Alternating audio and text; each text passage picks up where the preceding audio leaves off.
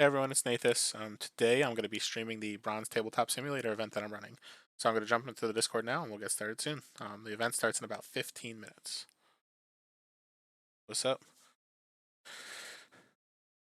Good. I decided just to jump on stream, so we're on stream right now, if that impacts anything. um, Where but yeah, this was like, it might be worth it just to... So I'm not going to be making any content for like a week now, because I'll be going to PAX this weekend, so I was like, might as well make one more.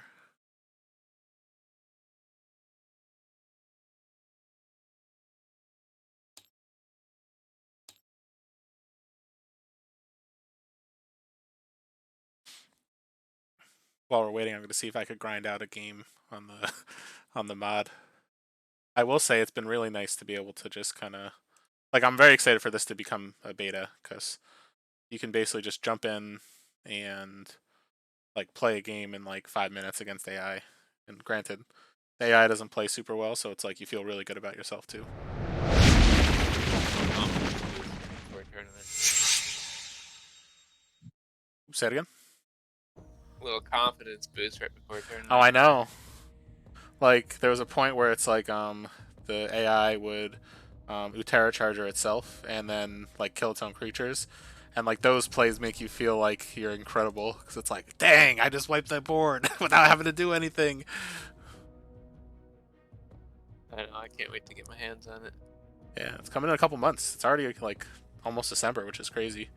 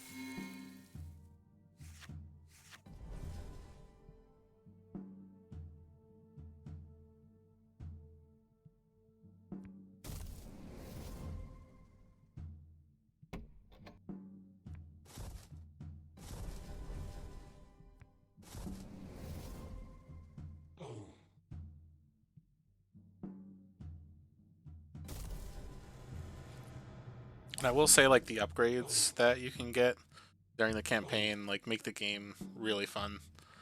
It's just like you could do some really crazy stuff. Like, oh, every spell I play is going to deal 2 damage to like the opponent's creatures. It's like, all right, I'll take it. I haven't seen anyone run through the campaign yet. Really? Um, no, so I didn't. I heard it kind of modifies whatever you got going on, but Yeah, it's like you basically get upgrades for your deck as you're playing, and it's pretty sweet.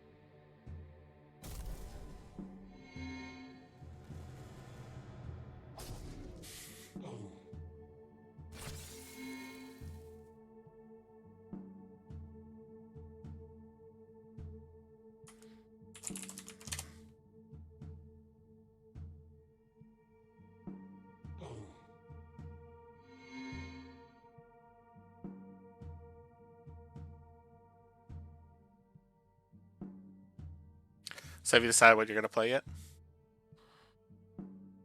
Yeah, it's going to be a red purple that I've been Nice. kind of shopping. So see how good it ends up. I think I'm gonna attempt to take poor trades and just go very aggressive. Hmm.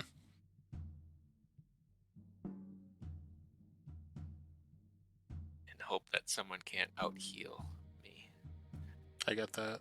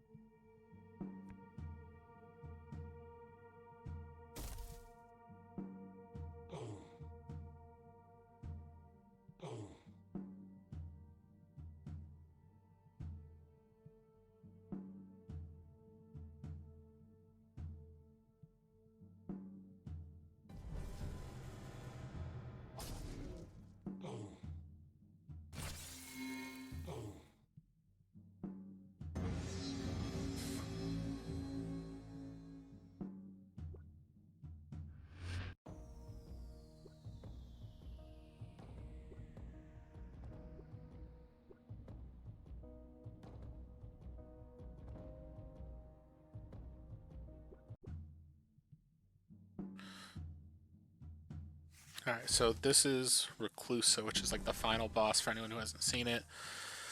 It can be nasty. It's really hard to play against because it's so quick and it does so much just like extra actions and just kills your creatures and webs them. So you'll see when that happens.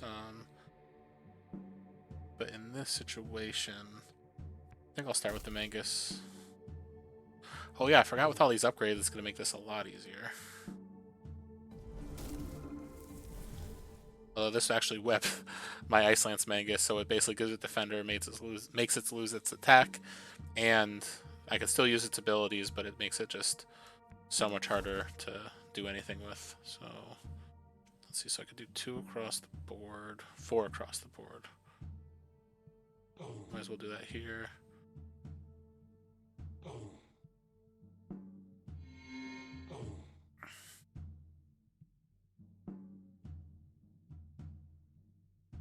Oh yeah, I forgot it loses its abilities too when it's webbed, because it's not letting me activate. That's so sad.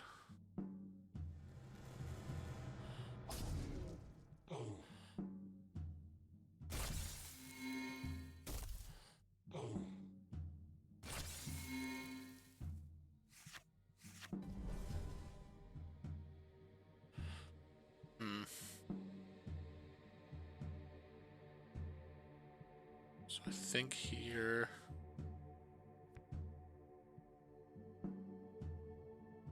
I'll drop this first.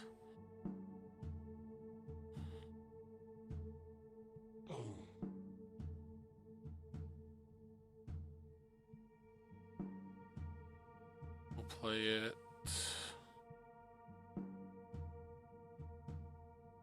here, I guess.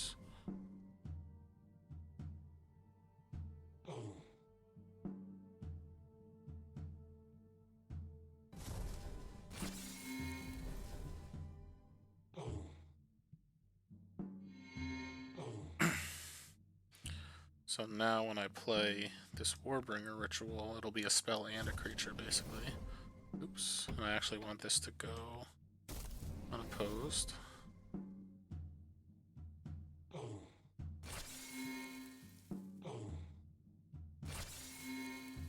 Gotta try to flip this turn. Oof. This destroyed an enemy minion, and it played a spider. Yeah, that's really strong there. So now this is gonna kill my opposing creature too. What can I do?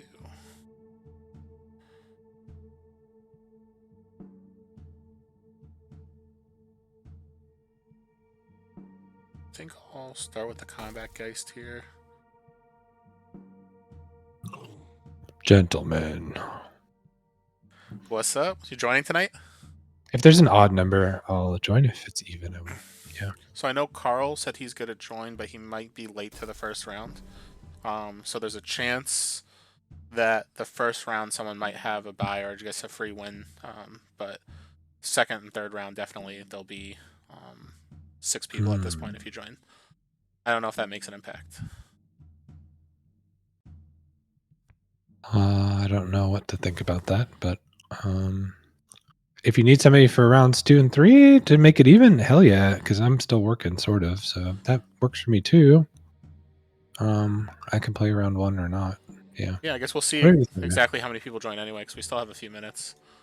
Okay. Should I register or no? Yeah. Like, I'll just wait. It's up to you. You might as well register, right? It's worst case. All right. I'll hang out. Yeah, just a few minutes, right? So.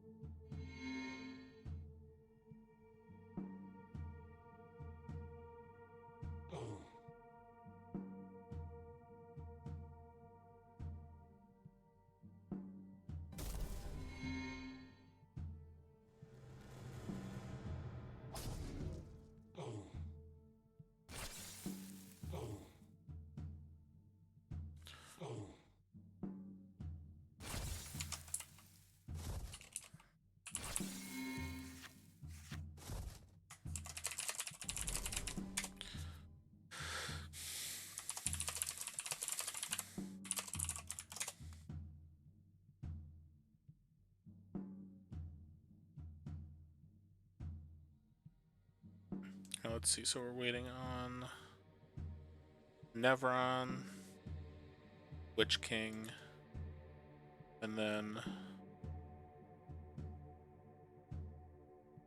Carl said he's going to potentially be late.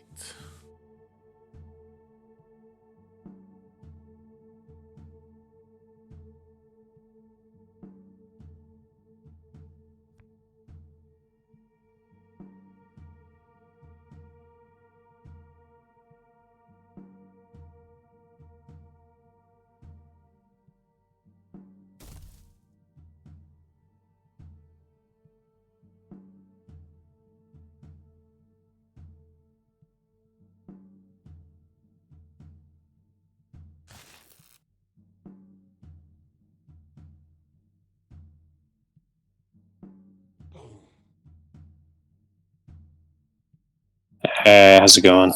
What's up? Yo.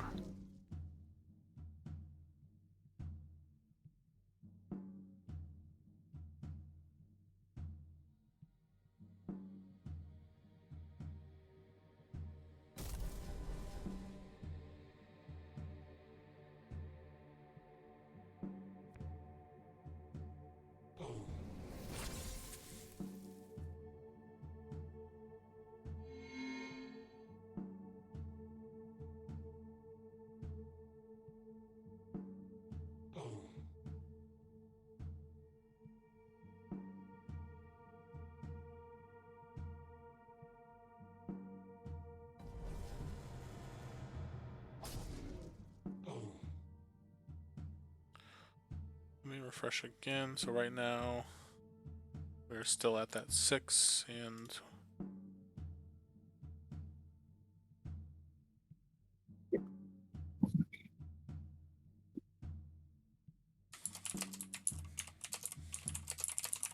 Good evening. Can you guys hear me? hey, what's up? Hey, All right. So it looks like we have 5 of the 6, and then Carl messaged me saying he's going to be late. I just messaged him to see how late he was going to see if it's going to definitely need to be a first round loss, and then we could get started in a second. So I guess everyone who's here, make sure you register your decks. That way we could get that all in. And then I know, Nate, you said that you don't want to play round 1 if Carl's not around for round 1. yeah, I can sit out round 1. Like even I don't know how to do it, Sam. If you drop me or I leave and then you re-add, is that possible? So I could do it like that, or I could also potentially Give them pair both the win. Carl alone and give him the loss. Oh no, hold I'd on. hate to like just get that, but yeah. Anyway, Because I'm whatever you thinking, think's so if appropriate. I don't care there's about renown, so yeah, for whatever, sure. man. Yeah. But we can make it, or even if like whoever faces Carl could face the person who has the bye just in a game for fun as well, and then we could just Sure. do everything accordingly. That way, everyone gets to play round 1, and then we still like right, because that makes sense. Hold on, because If Carl's only at 5 or 10 minutes late, I could rush against it. Oh, anyway, I guess I don't know. Anyway, I play fast. But the other 2 options are better, I think. Random pairings. let's see. So he didn't reply to me yet, but I also don't want to hold up the start too long. So we could do the random pairings and see what happens, and then we could kind of make a decision from there, I guess, of how we want to do it. All right. Just Yeah, to make good sure, behavior. because I also like, yeah, I guess we'll see what happens, and then we could see like who has to get the bye or the quote unquote bye, and then if they want to play, we could kind of rearrange and so on.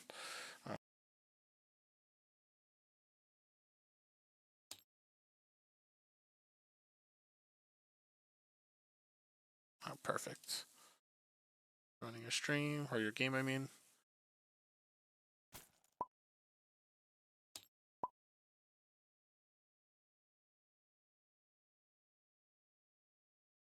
Hold on 1 second. I'm just gonna jump out of our chat to talk to Nevron for a second. Yep. All right, your opponent will be joining very shortly. Okay. There's actually a chance that Carl might be able to make it, but I also told Colin he could play the game, so let me message Colin as well to see, because if he could make it, I already told him he could. Otherwise, you'll actually be playing your real opponent. So I'll figure that out in a second, but your opponent will be jumping in a second. When they get to your room, that's when we'll start the timer. Cool. No worries. Sweet. Thank you. Yep. Thanks. All right.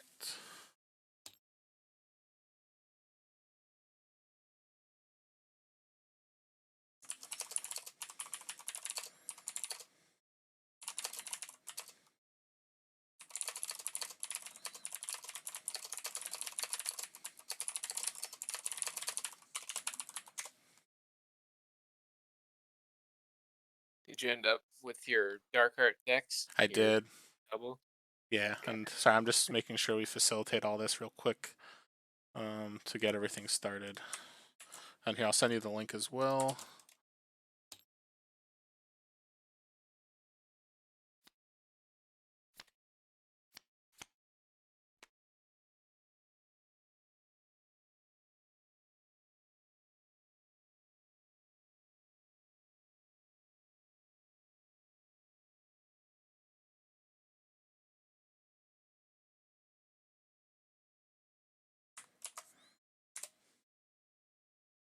All right, so I just sent you my fuse deck.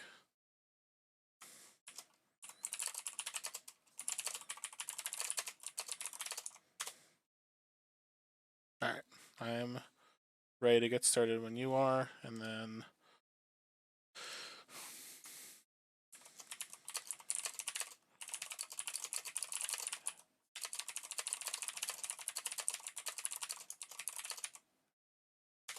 Right. Yeah, I like your purple deck. Holy crap. And that's a set 2 Betrayer. Sweet. The thing is, this deck is pretty mediocre, but it's fun. Looks fun. Alright, I got the forge. Odyssean Siphon, nobody. What? Someone's got a chaining worm. No. Never. Alright. Let's go.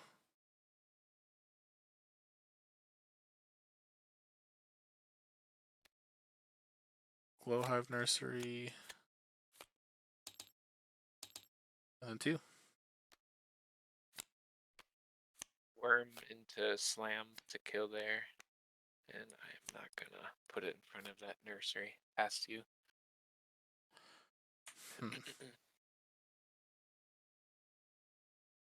Well, this is interesting. Because I could just play a card that would be better here, or I could play the card that the deck is built around. Ah. But then that helps you out more than it hurts. Do I still play it? Give me the tree. That's what I'm thinking about. Yeah. Although I know apparently they're going to be errataing it to say give one of your creatures. Apparently, can they do that for Spirit Golem Conclave? Because I run into the same thing. It says give a creature, or Roaring does the same thing. There's a few that are just like, which it almost makes it unplayable sometimes. The thing is, honestly though, I feel like it's almost like part of me likes it that way because it like makes it like more challenging, I guess. But I'm just gonna play the card that's better. But you already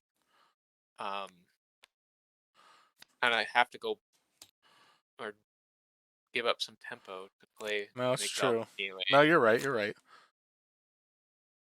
I was punished so hard because if I played the heart tree. All right, go ahead. Yep, there it is. I'll Spite Maiden, take the 5. And I'll Spike the Carapace to give it +3/+3. Alright, let me just start the timer real quick.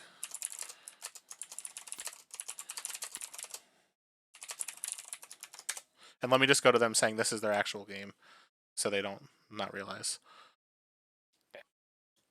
Alright, just so you guys realize, I know initially Carl was going to be late, so this is the real game. So I'm going to adjust the pairings and everything, so Carl just doesn't have an auto loss. This is going to be a real game in this round. So I just want to let you guys know before you started your game. Okay. Cool. Thank you. Sounds good. Cool. Thank you. Alright, there we're back. Let me just start the timer.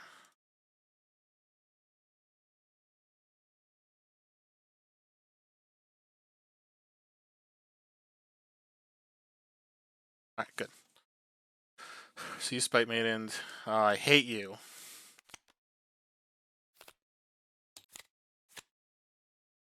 Well, I got my engine out, so that's nice. Yeah. I'll go here. Pass.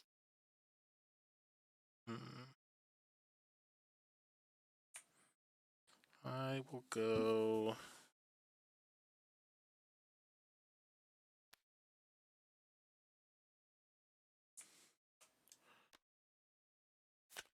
Elk and then pass.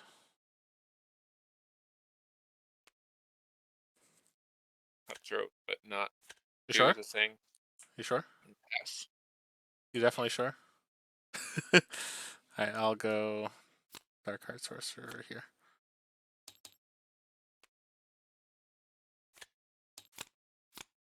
You should have played your Darkheart first. That would have been. Yeah, but then you might have killed it. That would have been okay.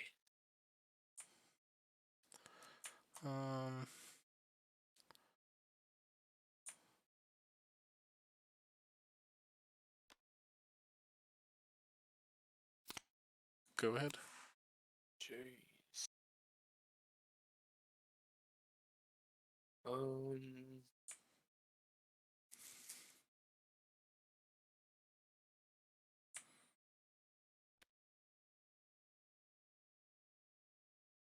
Go here and pass.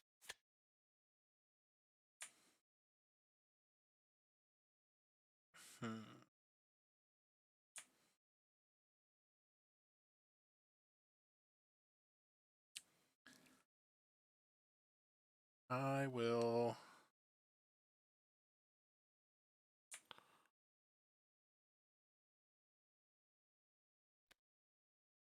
Why not? Right? I'm gonna play a Light Witch here. I'm gonna activate my ability, give this +4 health to give that -4 health. Then this is in the front. I don't know what I'm doing. Go ahead.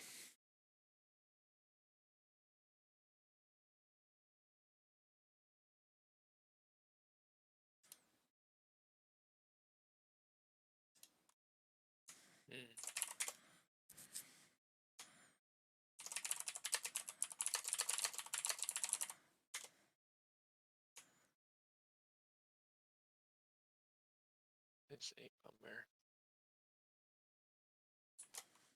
Let's hope that I get what I need here. I'm gonna cutthroat these two. Yeah. So shamble up 3. And then this gains 3 attack and we can combat from here.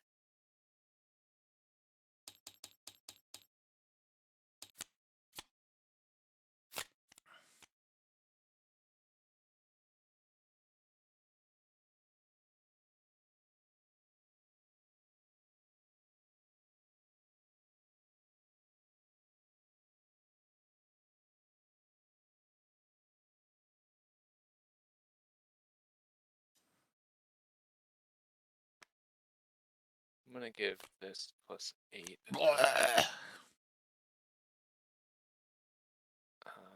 That's it. That was pretty rude. I'm just kidding. Alright, let's go. I'll take this as a heart tree and he's out of reach. True. For now. Let me see.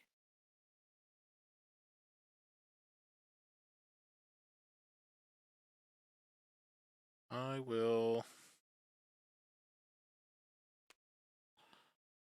play a heart tree. Actually, hold on. Before we play the heart tree, I'm gonna play a Mustic Megatha. I'm gonna activate the Blight Witch to destroy the Megatha to play the heart tree. So I gain 3, you lose 3, and this gets +3 from the deploy, and then 3 from gaining life. And then 2.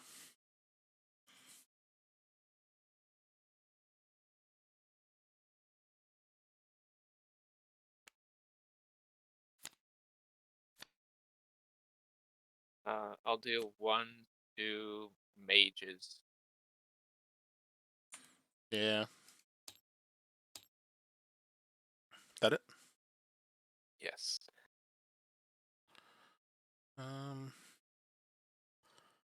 I'm willing to take 11 this turn. Cool. Alright. This will go to 1. These will trade, and I take 11 plus 2. So I'll take the 2 first, and then 3, 4, 5, 6, 7, 8, 9, 10, 11.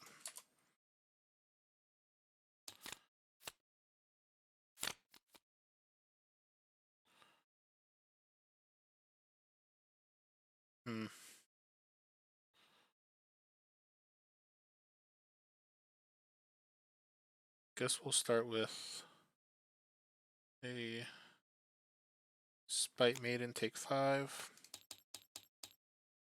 Into a Glow Hive Nursery. So I play 2 Wisps. This will get. I gain 6, you take 6. Then we have 2 triggers here, so this gains 6 health. Then 2.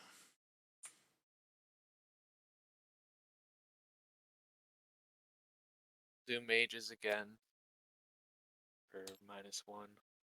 And then I will.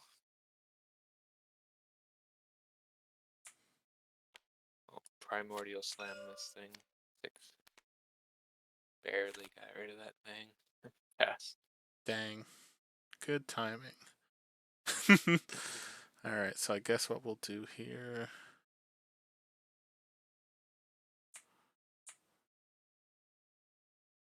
What's better to level?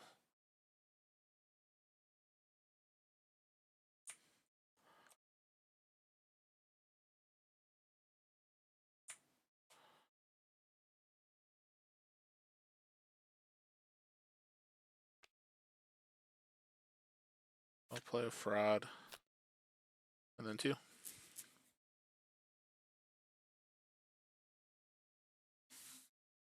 Yeah, I think that'll work. Wish I could push a little more. I will siphon this to gain 4 to Scourge Hydra, kill that level 1. Then I'll push them forward with 2. Okay. So I'm taking 16, going to 10. These 2 will trade. I took 10. Alright.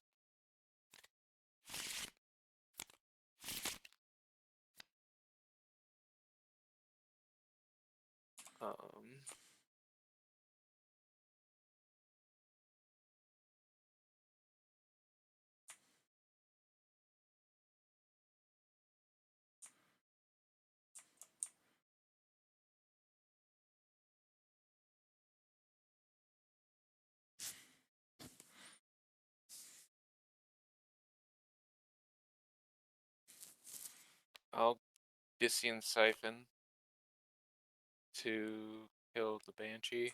Yep. Is that how I want to do this? Hang on. I might be able to win it with just these. Oh, it's 5. I thought it was 7. Well. I'll do Earthen Fist to kill the Sorcerer to go the Slay effect -3. And then I'll kill my own bro here for the 5 to play a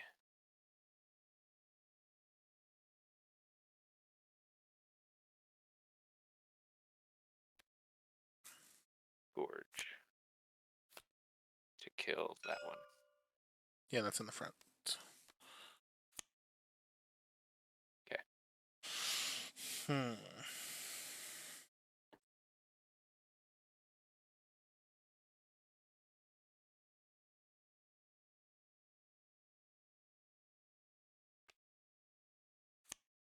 And 2. Actually, do I do this yet? No. Go. Ready? I have Soul Reap with the Beast. So that's... I hate you.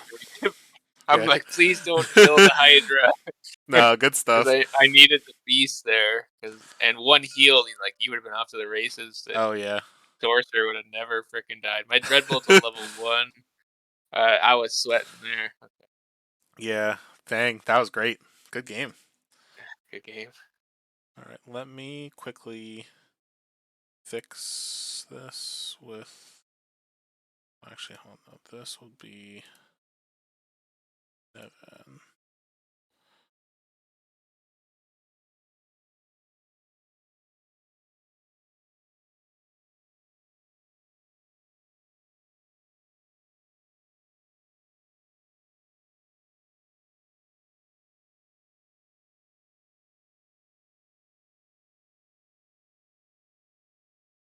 I went first.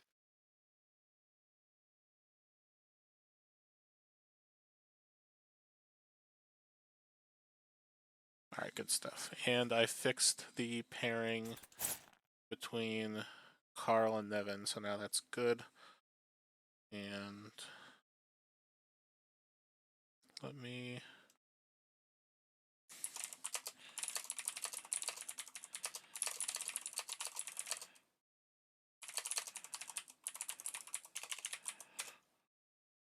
So I just messaged Colin, so we could start a game if you want, just to like play for fun if you want to play one for fun. And then if Colin says, "Hey, I'm available and want to play one," if you want, you could play against him just to give him a game. Because I felt bad where I was like, "Yeah, you could play against someone because we have a bye," and then Showed, yeah.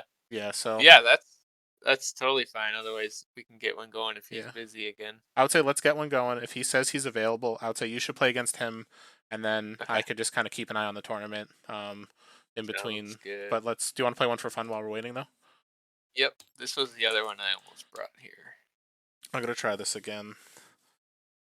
Like I said, I don't think this is a good deck, but it's a fun deck if it gets going. Right. I almost, because you told me what you were playing before, I almost brought my triple suppressing deck just to be a dick. You should have. That would have been so funny. And I would have paired it with a Stitcher, so I would have brought back one of the suppressing guys too. But I've tried that to make that thing work. It's just a defensive blue, and it doesn't add anything with creatures. So I get that. it's not great. All right.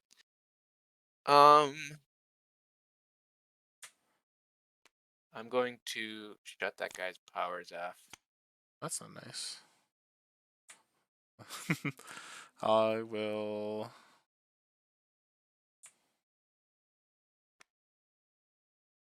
Mystical Tangle Sprout, activate, give it 2 health. Then 2. I'm going to. Gosh, all this seems like a waste. I guess it'll hang out for a little bit longer. All right. Okay.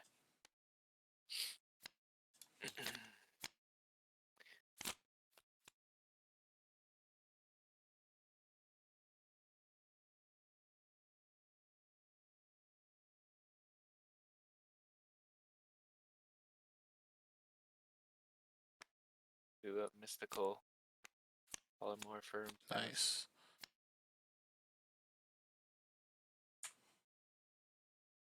I'll go.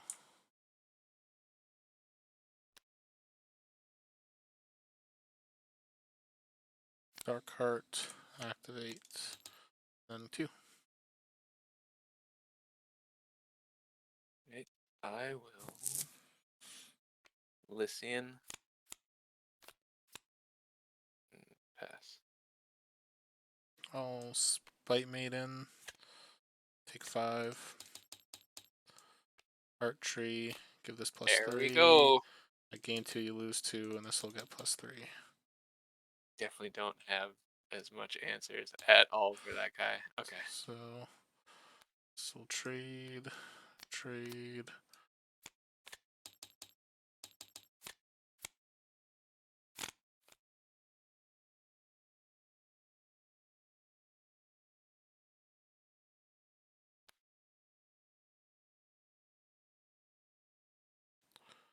Play an Ardent Elk and pass.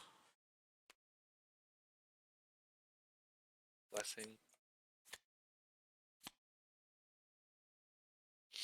Pass. Do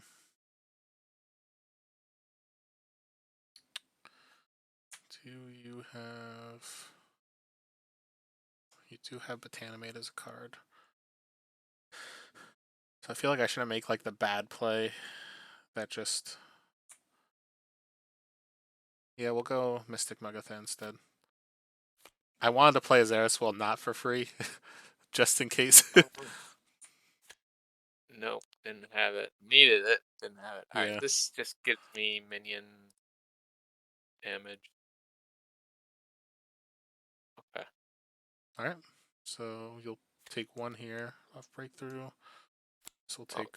He doesn't have... Oh, you're right, I'm sorry. All good. 1, 2, 3, 4, 5. These will trade. I gain 3 off Slay. Your Darkheart is forever out of reach. I need that Botaminate. What else do I have? Grave Pact, I guess. Okay, well, asking near the receive. +2. Pass. We will go...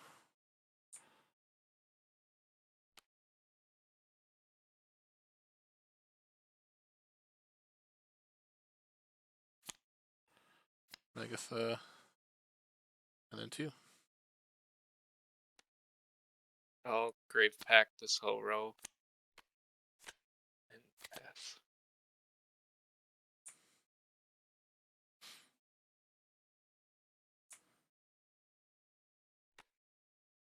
think I just don't want to level this.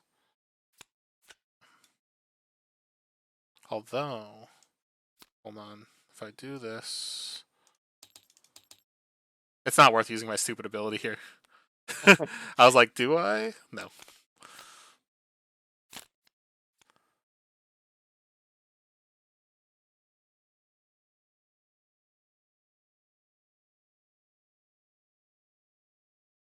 Hmm.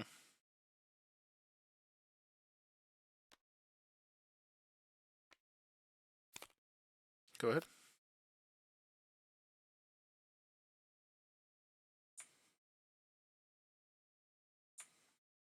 I don't know. Battle of the defense, I guess. Pass. So now I have a decision to make. I feel like, I gotta play the play that's more fun instead of the play that's probably the right play. So I'm gonna replace Heart Tree with the Heart Tree. So this will get +6 off the deploy. Then deal 3, gain 3. And then to you. Like, I probably should have played the level 1 Darkheart instead in my hand. But I really, really wanted to. I don't even know. Yeah, I think this will be the best route.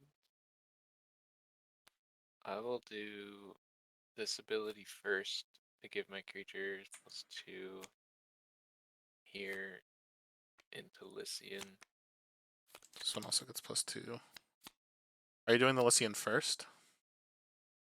Or the... Oh, never mind. No, it makes more sense to do this Yeah, and then the then I get Lycian. one more buffed up guy.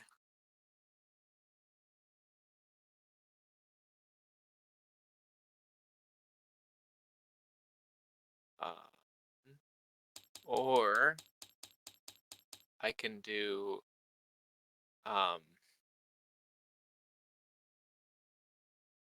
Lycian Rain activate. I don't think you get yeah, anything out of I can't that. activate. Yeah, I can't activate that until after Lycian. I forgot that was my only spell. Yeah. But this was a Forge Mode ability. Okay, that's all I got then. Alright, so I took 12.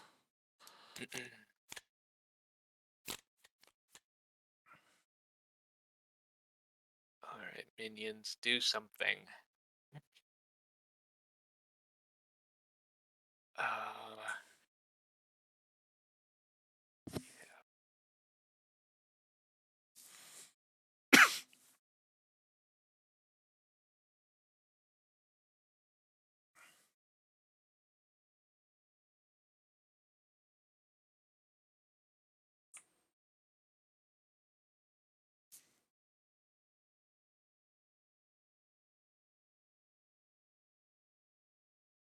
I think I Pax Blessing here. And pass.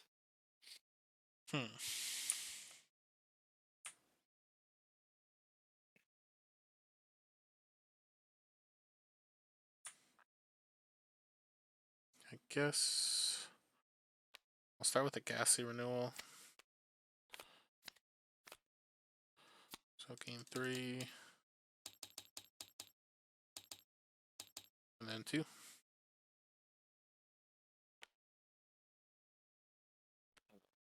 I will trade out that for a Wisp.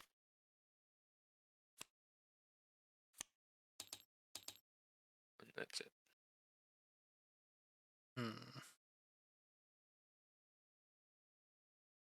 Hoping you play your Darkheart. Oh, you just passed him. Yeah, I'm dumb. Oh well. I will...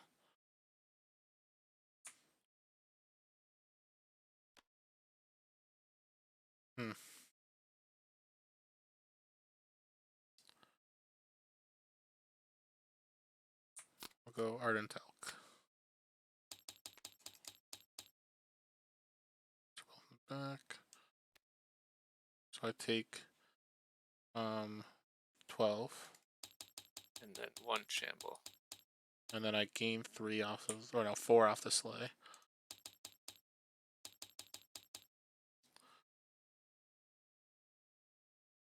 And then one shamble if you didn't catch that. Yeah, I did. I think, right? So let me check. So I was Oh, at green 38, and then I took 7, 12, 13, and then I gained 3 plus 7. So that means I took 6, which is, yeah, perfect. 38 minus 6 is 32.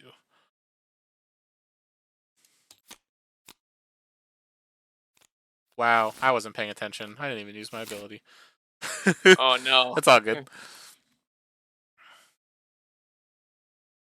Alright, let's see. So now I've got that.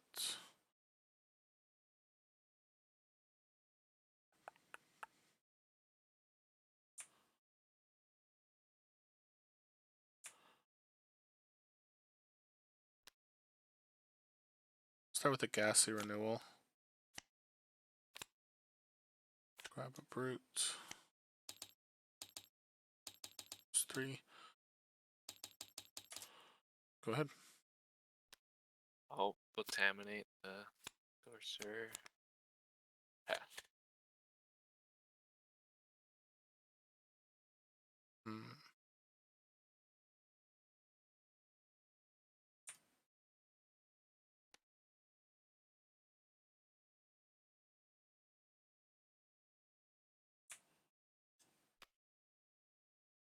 Portal Shade. Activate. Play an Oak Father. Go ahead. I will bring out a zombie. And what do I want to do here?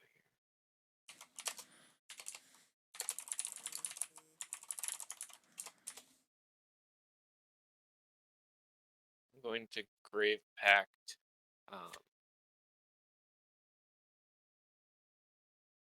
Yeah, let's do this one to kill there. So I take 1. And that's it. It's 18. So we'll take 1, 2, 3, 4, 5.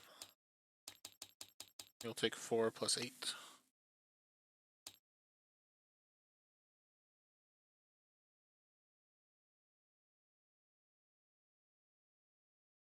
And did that take? No, you killed it. Nope. Yeah, I cleared the lane. Okay.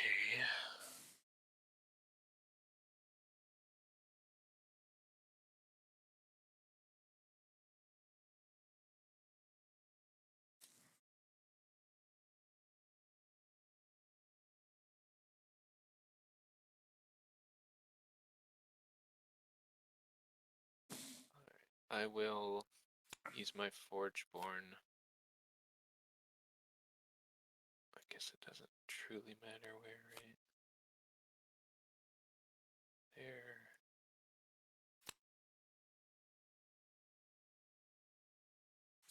And then I'll stitch one of them. And this took 2 last turn, by the way, correct? Forgot. Yeah, no worries. Into Mystical Polymorpher to replace this into a Wisp.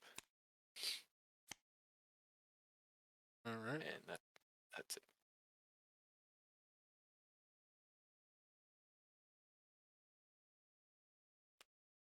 Start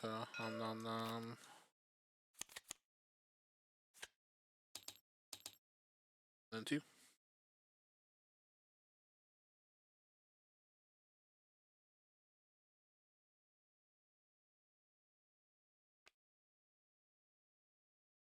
I think we just Zimus. Pass. I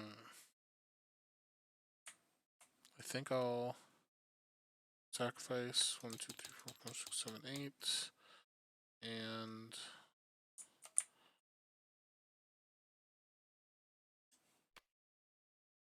Megatha.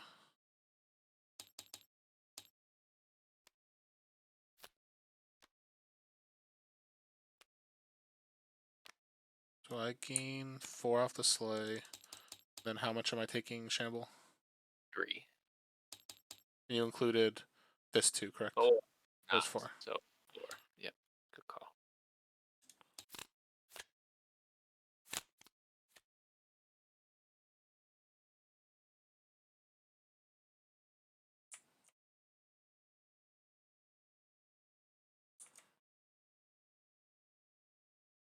Guess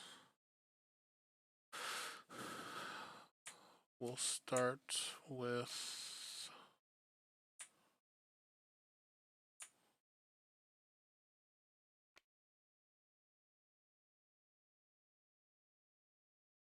a spite made, and I'm not going to take the 5. Okay. Then 2.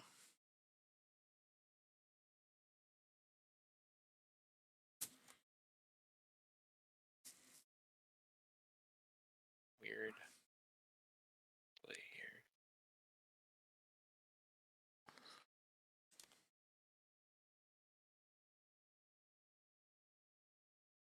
Yeah, I think we just tax blessing.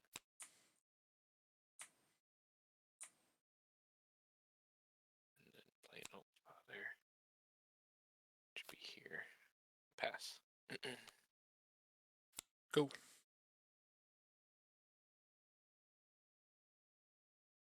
Immediately regret my decision. Okay. Can't deal with that guy. So I will make a little zombie for fodder. That's it. Alright. So this will take 3. These will be in the back. This will die. This will take 5. So I'm taking 6. Yep.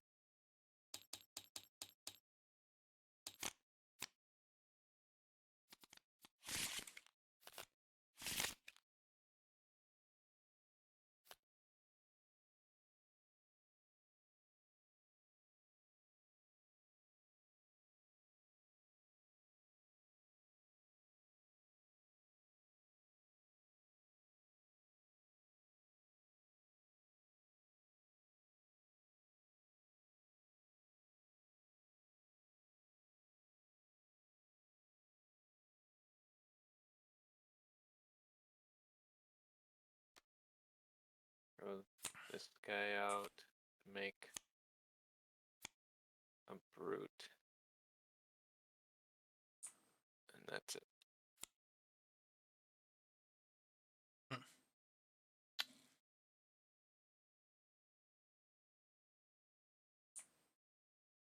Oh. If I can, I might as well replace this guy Yeah, with no, a that makes sense. brute. Yeah. Like one spell and he'd be there, but I need the minion. Huh. So that's risky. But I think might as well.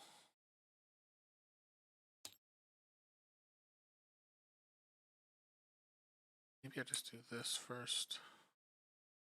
Nah. I'll have to make you just deal with it. Yeah, I'll start with the ghastly renewal.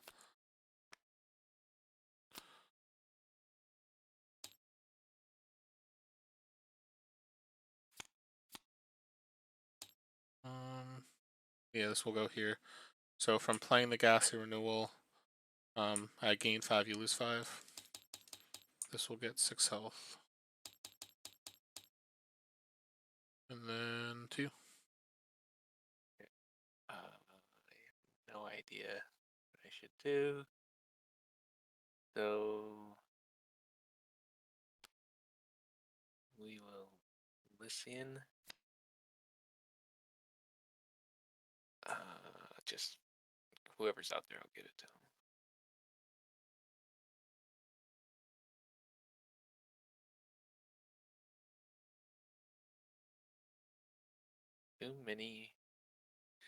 Too much on the board.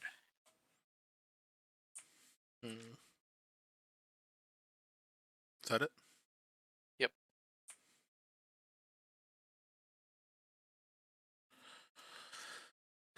So now I've got a decision to make. I think I just do this.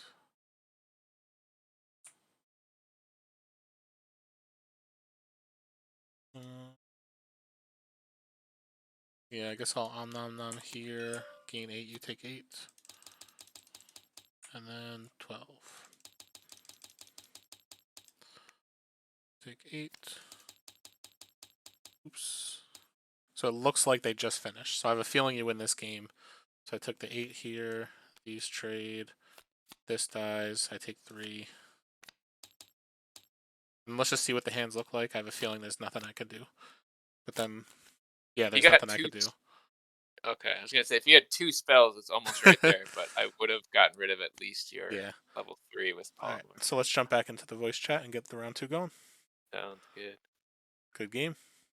Good game. Alright, so it looks like everybody's done. So to confirm, Carl, you won yours?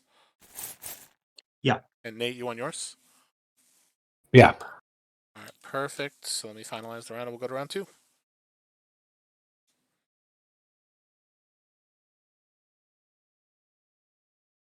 Cool. Pairings are up. Once everyone's in their rooms, I'll start the timer. Good luck, everyone. Okay.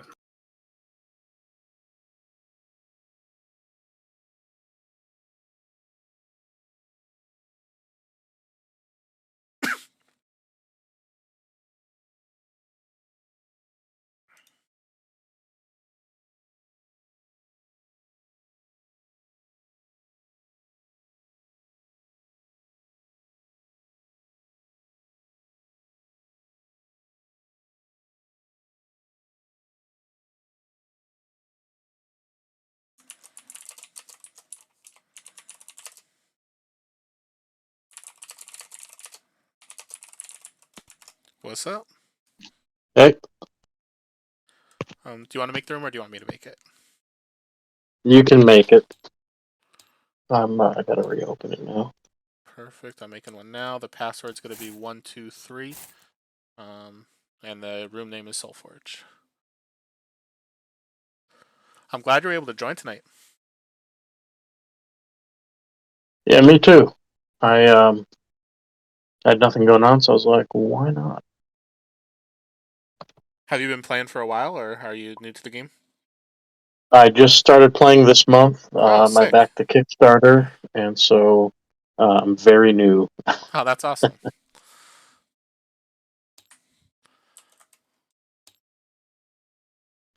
Alright, so I'm playing a deck that's kind of silly.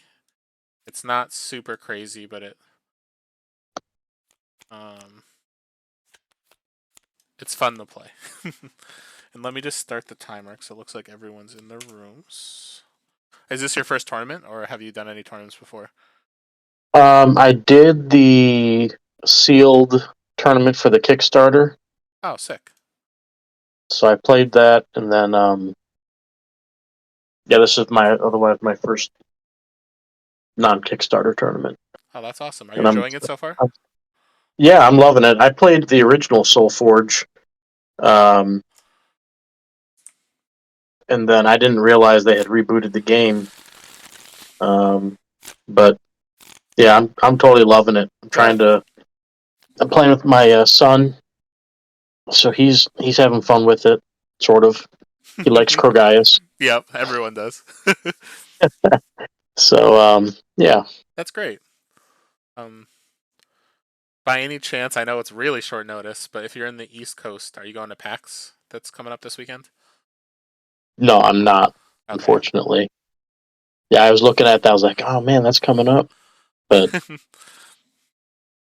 not right now. I get it. I do want to make some more stuff once as time goes on. Yeah, that's awesome. Well, this is not going to start with anyway. I'll play him. Nice. I will start with a Darkheart Sorcerer, and then 2. I hear that card's really good. It can be really, really good. It's definitely something that if you can kill it, it's always worth killing. Well, we're gonna try. Nice. Alright, so what I'll do... Is that it, by the way? What's that? Is that all you're doing, or are you doing anything else? Yes, I'm done. That's it. Sorry. Oh, no problem at all. Yep. I'm going to play a Spite Maiden, so I may have this deal 5 damage to myself. If you do, I may play a level 1 spell for free. So I'm going to take 5 and play a level 1 spell, which is going to be a Ghastly Renewal. So I may play a Mindless Zombie minion. If I have a Scientist in play, I may play 2 Mindless Zombie minions instead. So I don't have a Scientist, so that lets me play 1 Mindless Zombie minion. And then because I played a spell here, I gain 2 and you take 2. And then we go to combat. So this is going to take 4. It's going to take 2, and then yours will take 3, and mine will die. Awesome.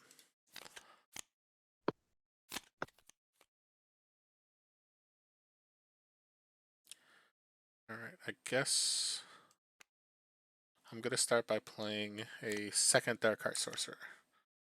Oh, wow. What? So I have a Betrayer Oh, one. Betrayer. Yep. Oh, wow. Yeah. That is crazy.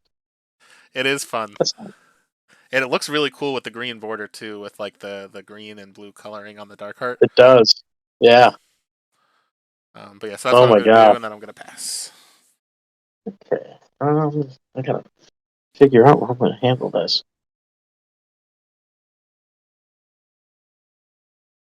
Oh, he's a defender. That's good. Okay. Yeah.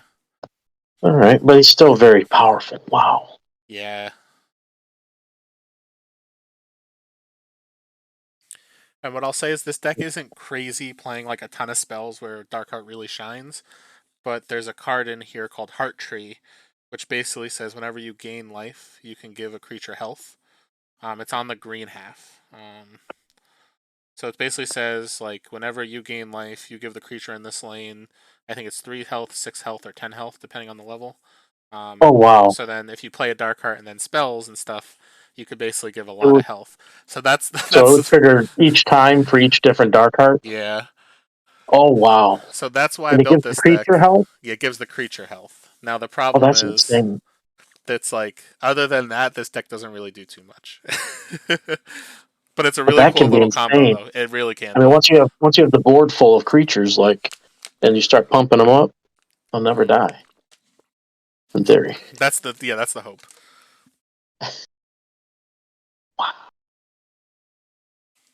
Man, I got choices. I got to decide how I'm gonna handle this.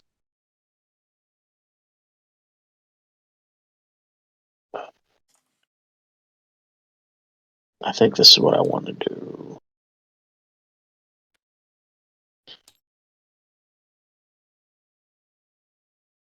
He is back here, so I'll play him. Yep. This is difficult.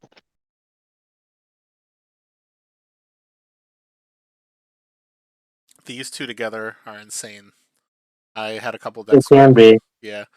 It's like So it's funny. I was playing this against my son, Mhm.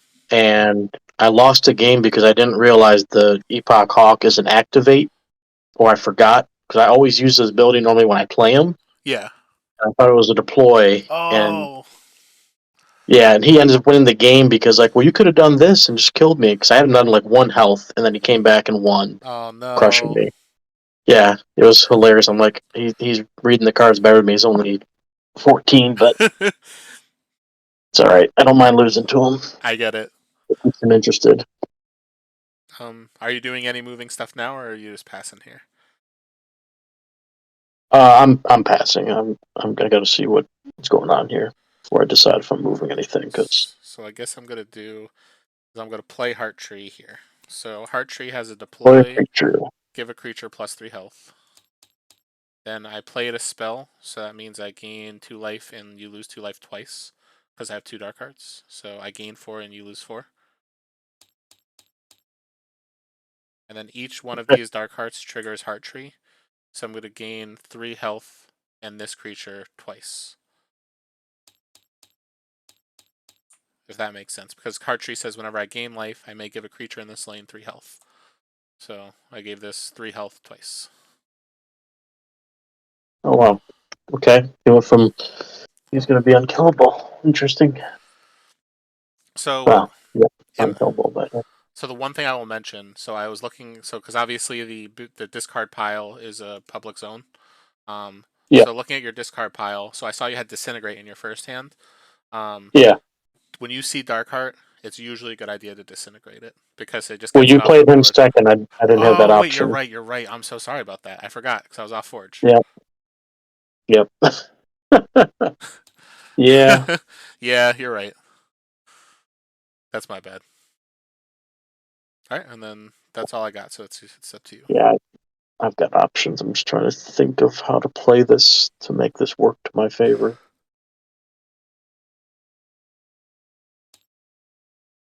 That does not work to my favor. Well, maybe it does. No, it doesn't.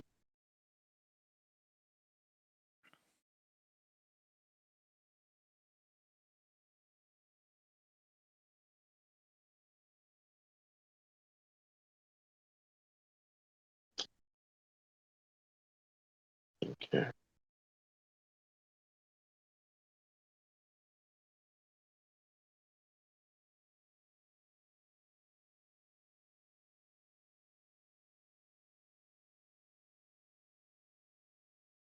Oh, that's really tough because every time you play a spell, he's going to get 3 health back. Yes, there you go.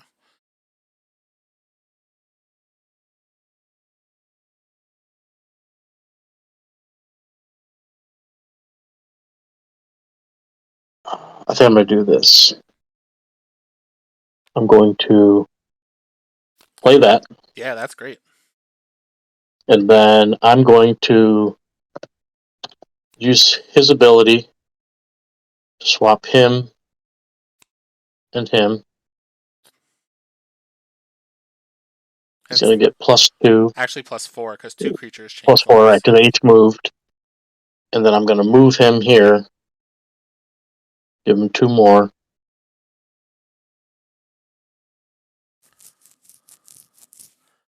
So I would actually recommend, because this is in the back row, if you want to kill this Darkheart right away, if you move So the he's go out. Simulacrum first, and then you switch the Epoch Hawk to this lane with the Simulacrum, that way the Epoch Hawk will deal 4 to this, and then the Windspark Elemental will deal 4 to this.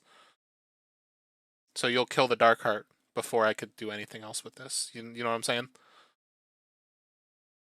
Yes. So it's up to you if you want to do that or not.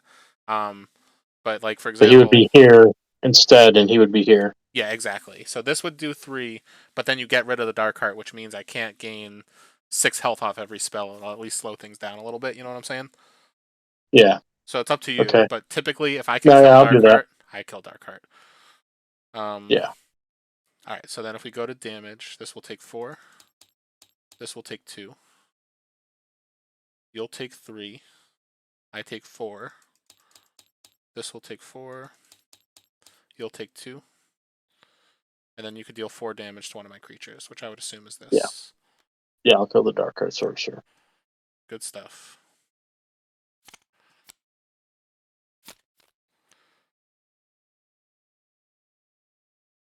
First act.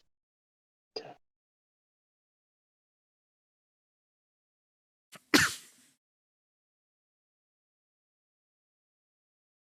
Time to lose them all.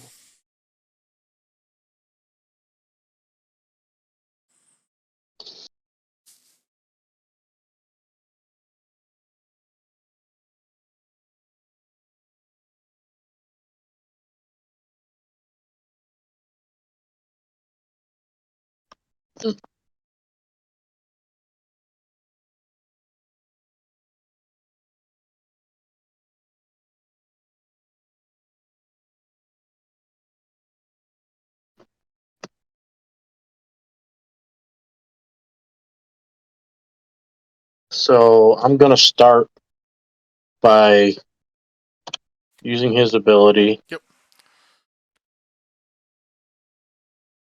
I don't have to move him.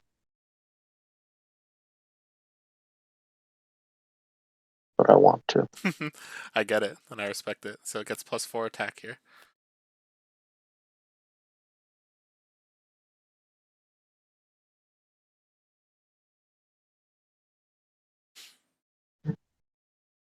I'm going to play Nanoswarm, so I get a Gizmo minion. Mhm. And that's all I'm doing right now. I guess I'm gonna start with a Light Witch. We'll do it here. Then I'm gonna activate the Blight Witch to destroy one of my level 1 creatures to play a spell for free. A level 1 spell for free, sorry. So I'm gonna destroy the zombie. I'm gonna play an Om Nom Nom to give this -3/-3. Oh, no. I will get a zombie, which I'm gonna drop here. And then this will deal 2 damage to you. I gain 2 off of the spell. And this will get 3 health. And then 2. Yeah, so now what do I want to do?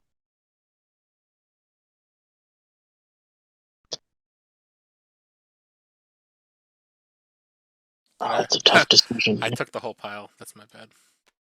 Oh, So I was like, wait, well, why is the that? mindless zombies there. Only 18 One after of them. another. Exactly.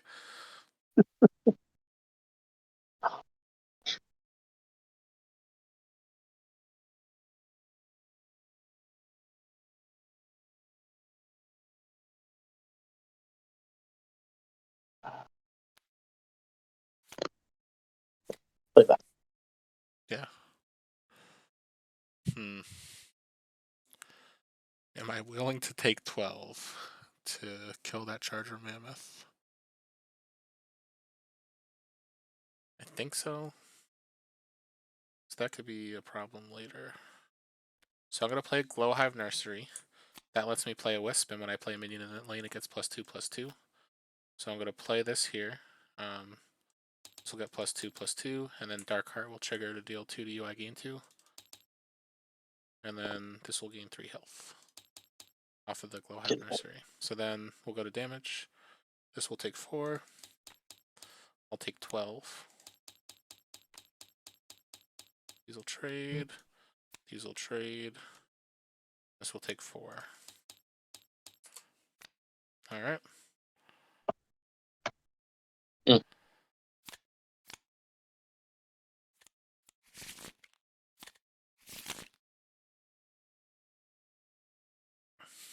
That was a lucky card to draw. So I guess I'm going to start by playing a Necrovive. So each enemy player destroys one of their creatures. Oh, that's a perfect And actually, start. what I'm going to do, sorry, I'm going to start by playing the Mystical Tangle Sprout. I'm going to activate to give this +2 health. Then I'm going to kill the Mystical Tangle Sprout to Necrovive. So we'll still get the same thing, but I might as well play the other card first. So Okay. you destroy one of your creatures. I gain 2, you lose 2. And then this will gain 3 health. Who are you destroying for that spell? Oh, it's just the enemy Oh, each player. enemy. Yeah. Oh, just me. Oh, nice. And then 2. Man, that changes everything I was just going to do. Yeah. Necrovive could be really, really good if there's one creature left on the board.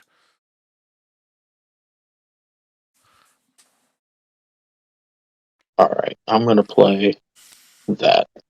I got to start dealing some damage to him. I get it. I will play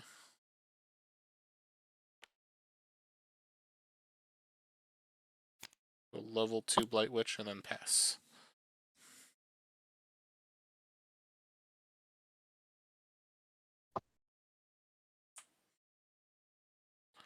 That's so good with the Charger Mammoth. Oh my goodness. Yeah, so I'm going to use that with my charger. Yeah, that's incredible. Then I'm going to play... No way! You're going to kill this. That's so good. Alright. Then I get to reanimate him. Let me see what your guys do. You play a spell for free or play a level 1 spell for free. Me.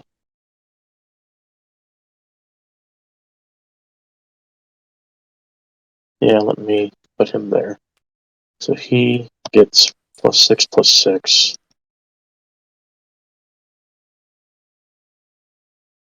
Yeah. And, okay. All right. So you'll take 3. This will take 1, 2, 3, 4, 5, 6. Yours will take 3 on the armor, so it doesn't take anything, and this will die.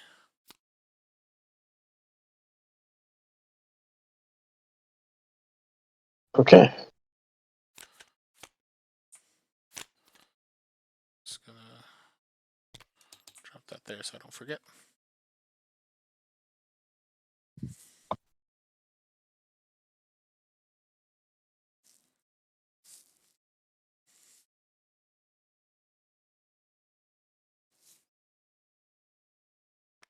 I'm going to play him there. Yeah. So he gets +6/+6. And it's got aggressive and breakthrough this turn. Yes. All right. And that's it for this. So if I do that first.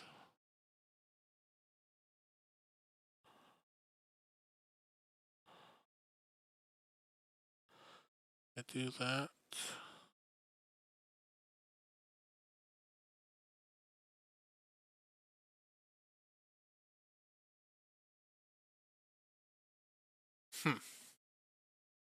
This is a hard decision.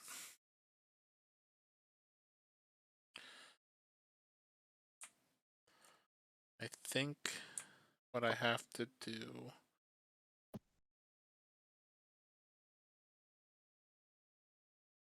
is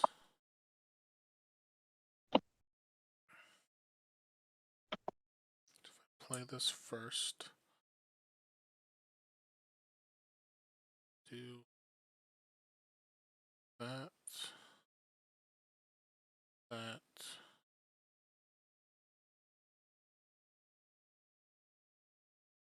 That's such a waste. I'm like looking at like how can I maximize my hand, but then it's like I get nowhere if I do that. So what I'm gonna do to start here is just play a Ghastly Renewal. I'll make a Zombie Brute. That's gonna get +2/+2 because it goes in a We'll have Nursery Lane. Then I am going to pass. Okay.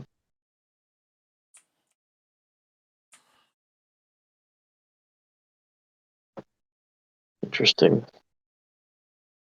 choice. Wonder why you did that.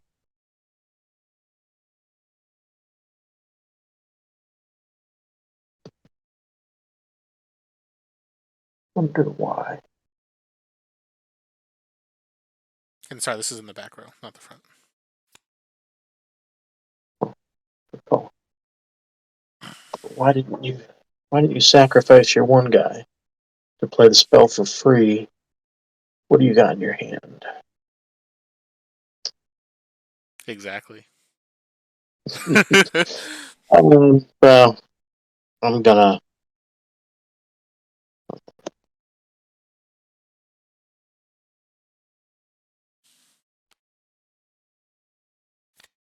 I'll play that.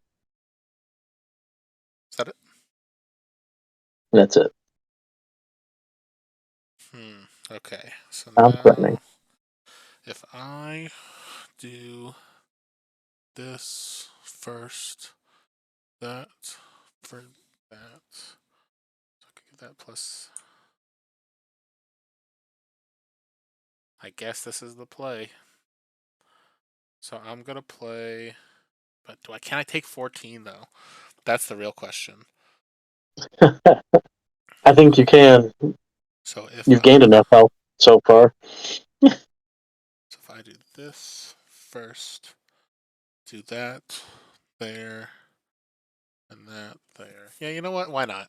Let's have some fun. So I'm going to play Zaraswell as my second card. I'm going to activate Light Witch to destroy my level 1 creature to play a level 1 spell for free. I'm going to play a Spiked Carapace here to give this +3/+3. Then I'm going to activate, destroy this Blight Witch. I'm going to play a level 2 Heart Tree here. I could destroy my level 1 Heart Tree to give a creature +6 health. Oh, you're going to keep him alive. Keep him alive, exactly. So this is going to take 10. And I'm going to take 14. That played. Trying to keep track of everything you played. And this will take 8. Okay, that's what you did. Yeah. Sorry. Oh, you're good. I'm still trying to your spells. I was trying to what did he make sure it was all trying to figure out the whole thing. That's really good. That's really nice play. Oh yeah, no worries. Yeah. So basically, the Zaraswell I played as my card. I sacked because I was like, might as well play it. So it's like, if I'm just gonna activate this Blight Witch and kill it anyway, I might as well have a creature to kill with it. So this is in the back, so these both live. I took the 14. That took the 8, and then we end our turn here. I've got a deck I made for my son's mom, and it's got a combo where you can almost play your entire hand in one turn. Yeah. Because of the free spells and stuff. It was really. I didn't design it with that combo in mind, but when I saw it in the hand, I was like, "Oh my gosh, that's really good." Yeah, that's great. So it was really fun to play that.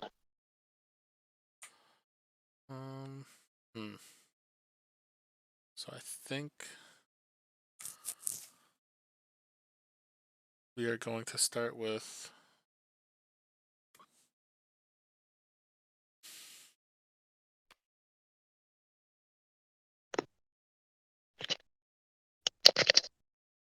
we're going to play a Sigmund Fraud here.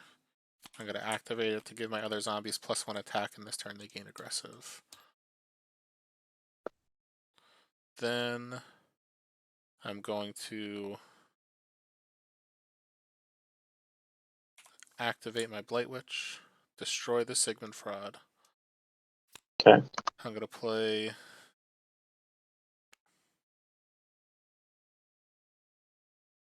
a Glowhive Nursery.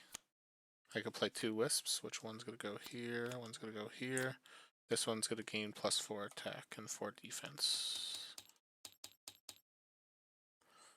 And then I will pass to you. Oh. Well, that's interesting. Damn.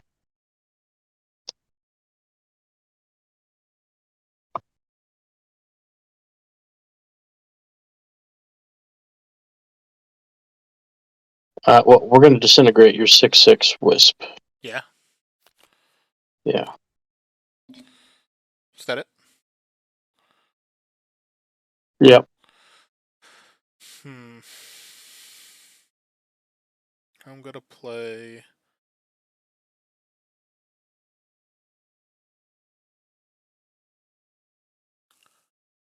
guess if I do this.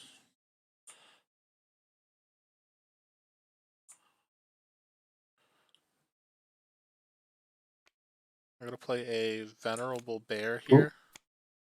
Nice. And then I'm going to activate my Forgeborn ability to give one of my creatures +4 health, give its opposing creature -4 health. And then 2. It's not what I wanted.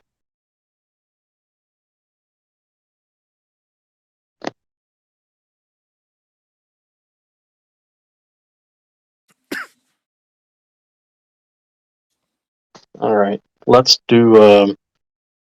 I'm playing Metasite. Yeah. And I'm going to do it to your bear and your Blight Witch. Bear and Blight Witch. I'm not necessarily swapping them. Oh, sorry. I'm giving them -3 attack. I will say, so if you do swap them, this will gain an additional +6 attack.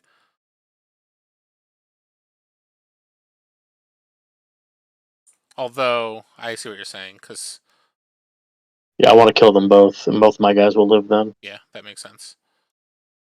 So this is here, this is here, this has been activated. These each got -3. Alright, good stuff. So is that it? Yeah.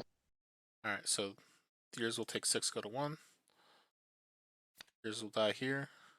You'll take 2. And then this will die, you'll take it on the armor. Yep. Best I can hope for, I think.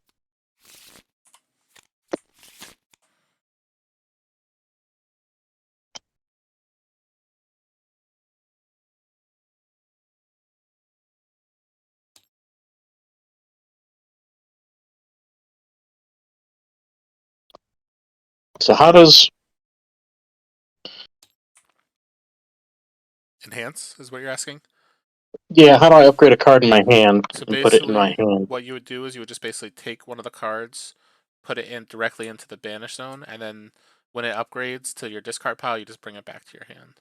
If that makes sense. Oh, I can do that. Okay, you can just drag it. Yeah, you can just drag it from here back to your hand. If you're like, ooh, I want to upgrade my Scorchbane Dragon to get it to be level 2, or not your banish, sorry, your Yeah, I know what you're your saying. The hand. discard. Sorry, so you put Yeah. your card in the discard, and then you pull the card out. Yeah, perfect. Yeah. Okay. Oop. I'm tired tonight. I'm like speaking in gibberish.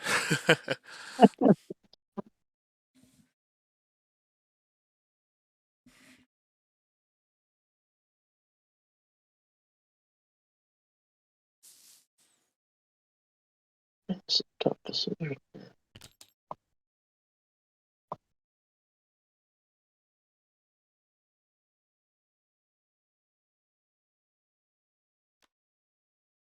So I'm gonna play him. So just so you're aware, so if you were to activate, what you would do is you would just put this Epoch Hawk into your Yeah. discard. You would just put this into your hand. If you decide, if that's Okay. how the ability was being resolved. If you're like, oh, I'm going to upgrade a card, so I'll play the Gizmo, put the card into the discard, and then just take that card into your hand. So that's how that will work specifically. Okay. Not saying that you should do that right now. It's up to you, whatever you want to do. But No, yeah, I'm gonna yeah, perfect. use his ability to swap these two around. Yep. So this will gain And 6 attack. Yeah. And that's all I'm doing. I will start with a Darkheart Sorcerer here. Of course. All the way on the opposite side of him. I know, I was like, thank goodness. Alright, and then to you.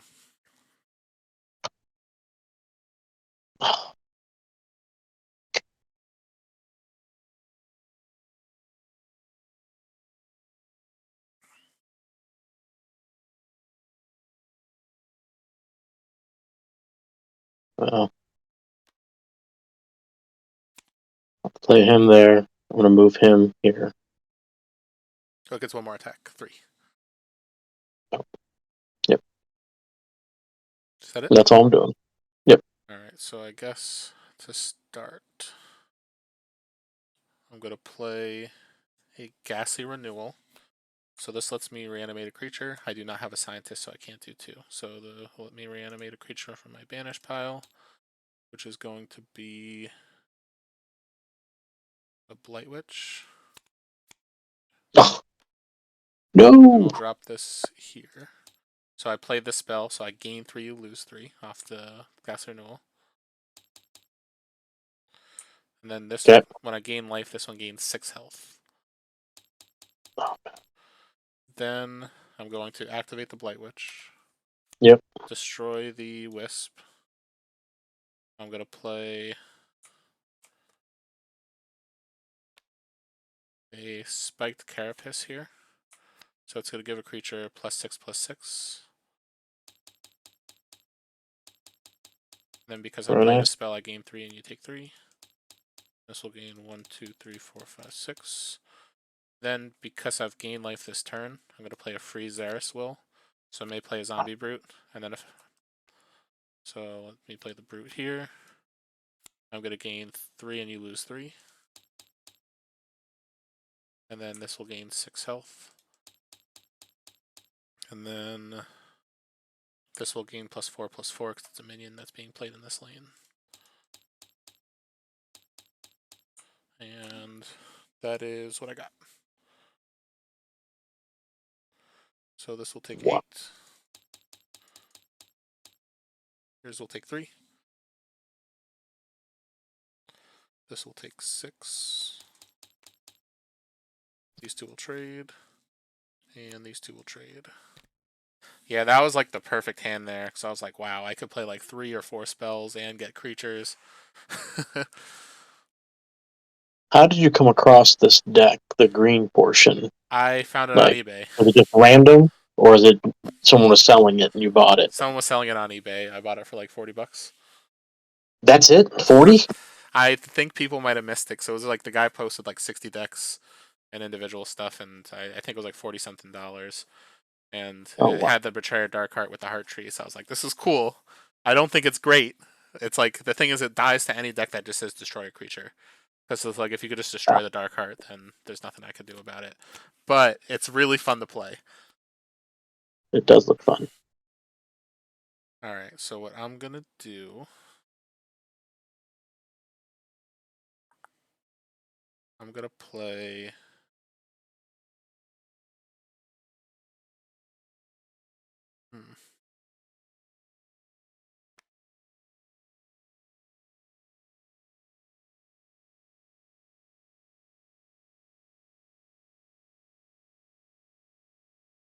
a Darkheart Sorcerer here.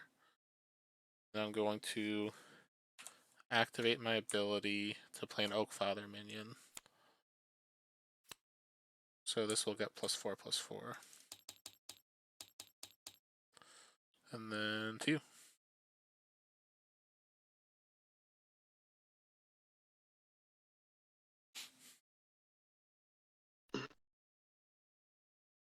Alright. I think I'm going to use my ability. Nice. I'm just going to decide how I want to do this.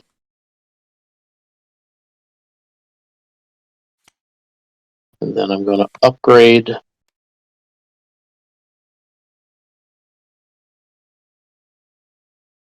You said just put this in the discard? Yep, so if you upgrade that, yep. And then that goes to your hand. Then you could immediately play it, or you could play whatever else you want to play. Yeah, I'm going to play it to replace the Gizmo minion. Yep, so it's going to get +2/+2, and all of your creatures take 5 damage.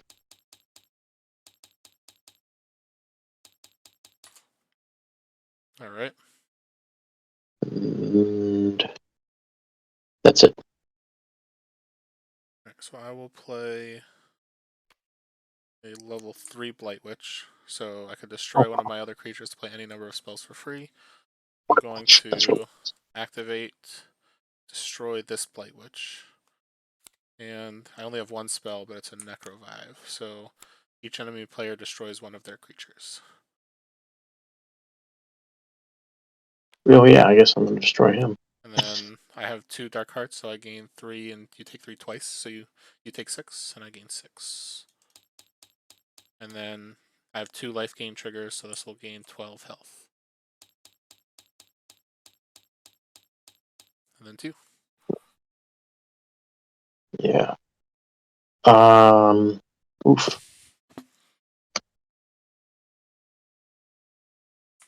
So I'm gonna play him. Yep. Move him to here. Mm-hmm. So he gets +5.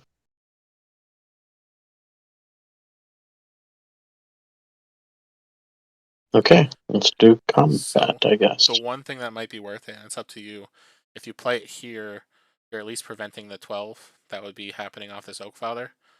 Because this is in the back, so the next turn you technically could mobility it again and put it to try to kill the Darkheart after. It's up to you. I'm not trying to... No, that's good. Good point. And then the other thing is if you play the Simulacrum, let's say here, and then you just mobility it into this lane, you could gain 5 more as well. You know what I'm saying? So you just play it to the side. I couldn't because the Scorchbane was there. Oh, then then you could play it on this side then. You know what I'm saying? So you play it Oh, yeah. here, mobility it over, and it gets 5 more attack. So that way, for next turn, you kind of have the extra damage you could deal. True. So yours will take 7. This will die. These little details And then make all the difference. you'll take 12 there, and this will die. And then that'll be it for the turn.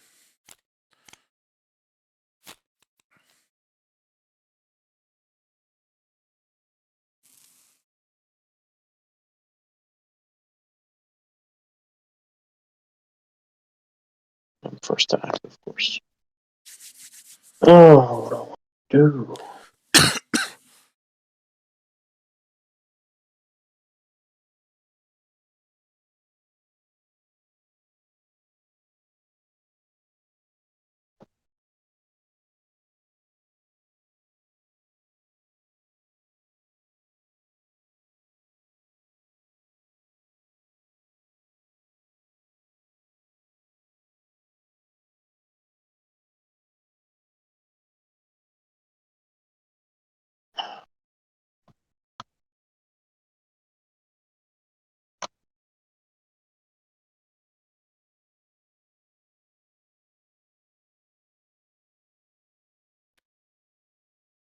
I'll play a Nano Swarm. Yeah. I get a Mega Gizmo minion. I'll put that there. Good stuff. That's it. Alright. So what I'm going to do is going to be a lot of triggers. So I'll walk you through what I'm doing. So I'm going to play a heart tree here. So this one has deploy, destroy your level 1 or level 2 heart tree, give a creature +10, then whenever you gain health, you may give a creature +10 in this lane. So when I play this spell, the deploy ability goes on the batch. Now, at the same time, the Darkheart abilities will also go on the batch. So I'm going to have the Darkheart abilities resolve before the deploy ability. Does that make sense? So I guess the act of playing a spell is or a card. If it's a spell, you resolve the entire spell if it's like a normal spell. If it's an Exalt or a creature, you play it, you resolve it, but then the deploy goes on the next batch. So like playing the spell constitutes everything that's on the card except for deploy abilities. Now those deploy abilities, when you play the card, will then go on the batch to resolve in the future, in the next available batch. So then because I played the spell of Heart Tree, the ability of Darkheart will go on the batch, the ability of the second Darkheart will go on the batch, and then this ability of Heart Tree will go on the batch to deploy to destroy. Does that make sense? I mean, I understand what you're saying. I don't like that. Since some of these rules, how they're doing it, is not logical to me. I know. That's the thing, because Like, I played Magic for a if long it has a time. deploy ability, it should trigger with its playing, and it should take effect before anything else. Yeah, and if you want what I can do for you, just for the sake of it, because I know it took me having to actually like read the rule specifically to understand the way that they did it. So I'm going to send you a link. So let me message you here. But I don't think you're lying or anything. It's just But what I'm how saying is how they resolve things. It's like this will help you understand because I had to read this to understand it as well. So if you go into the link I clicked for you, and then you hit the black and white rulebook without images, and then you hit Control F, and then you search play a card. Sorry, I disconnected on my phone, my audio.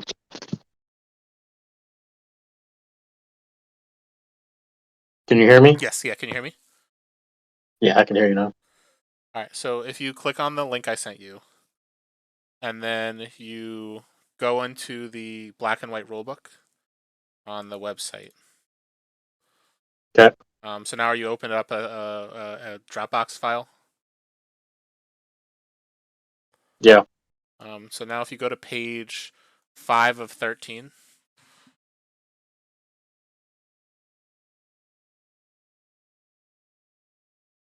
Okay. And then you see where it says playing a card at the very bottom? Yeah. So basically, to play a card, you follow the steps. So you reveal and announce the card that's being played from your hand. If the card has a higher level, it cannot be played than your Forgeborn. So number 2 is declare whether it's being played for free. If an ability, so that we don't have to worry about right now. If it's a creature or exalt, you play it into one of your lanes. See playing a creature, playing exalt below. If it's a non-exalt spell, resolve all of its abilities. So you basically put it into the lane as an exalt. Then you put the next sequential level of the card into your upgrade pile and discard it. And then you resolve all abilities triggered by playing the card. So then you look at the resolving abilities, pages 9 to 10. So if we go to pages 9 to 10, that basically says resolving abilities. So when resolving a single ability, you resolve each step of the ability in the order written. If it tells you to do something more than once, you do one thing each at a time. So if you're playing Do Gizmos, you play one, then the other. But then, let's see. Some abilities have conditions that need to be fulfilled. If the condition isn't modifying another step in the ability, it cannot be fulfilled. It says from step 3 of playing a card, if it's an exalt, a creature or exalt, played in one of your lanes, see playing creatures and playing exalts below. Yes. Playing exalts. So when you play an exalt spell, choose a lane. If it contains one of your exalts, replace it by banishing the exalt to the same one, and then But, exalts are so played. playing creatures does say, though, playing a creature will trigger deployed abilities. So it will trigger them. But the thing is, that triggers them and puts them on the batch. So then under the resolving abilities, it'll be so resolving triggered abilities. So card abilities let you know when to trigger their abilities. For example, Spell Sprite has when you play a spell, give this +2 attack. An ability can only trigger if it's in play before the triggering event starts. And then let's see. Go to resolving multiple triggered abilities. Do they remove? Because basically, deploy is a triggered ability. So deploy ability, when this creature comes into play, trigger the following ability is what the glossary states. So if you search deploy on page 11. So then when you have multiple triggered abilities, there's an opportunity to order them before you resolve them, creating a batch. After combat, playing a card, or resolving an ability that requires you to exhaust a card, there'll be an opportunity to resolve multiple triggered or triggered abilities. If part of an action with multiple steps or effects creates a new triggered event, the new trigger will be completed after each step of the original action is complete. The player with the forge resolves all of their accumulated triggered abilities in the order of their choice. Then the player without the forge resolves all theirs. If resolving abilities triggers more abilities, accumulate the new triggers until after the original batch is completed, resolved by both players, and then repeat this process for the new batch of triggered abilities. So the fact that deploy is an ability that's triggered, so when this creature comes into play, trigger the following ability, or when this exalt comes into play, trigger this ability. This card is played fully. The deploy ability goes as a triggered ability onto the batch. And at the same time, playing a spell triggers Darkheart and triggers Darkheart. Does that make sense? It's convoluted, but that's how they have made triggering abilities work in this game, which took me a while to understand because I come from Magic and Flesh and Blood. Yeah, I played a lot of Magic, and man, this is... Yes.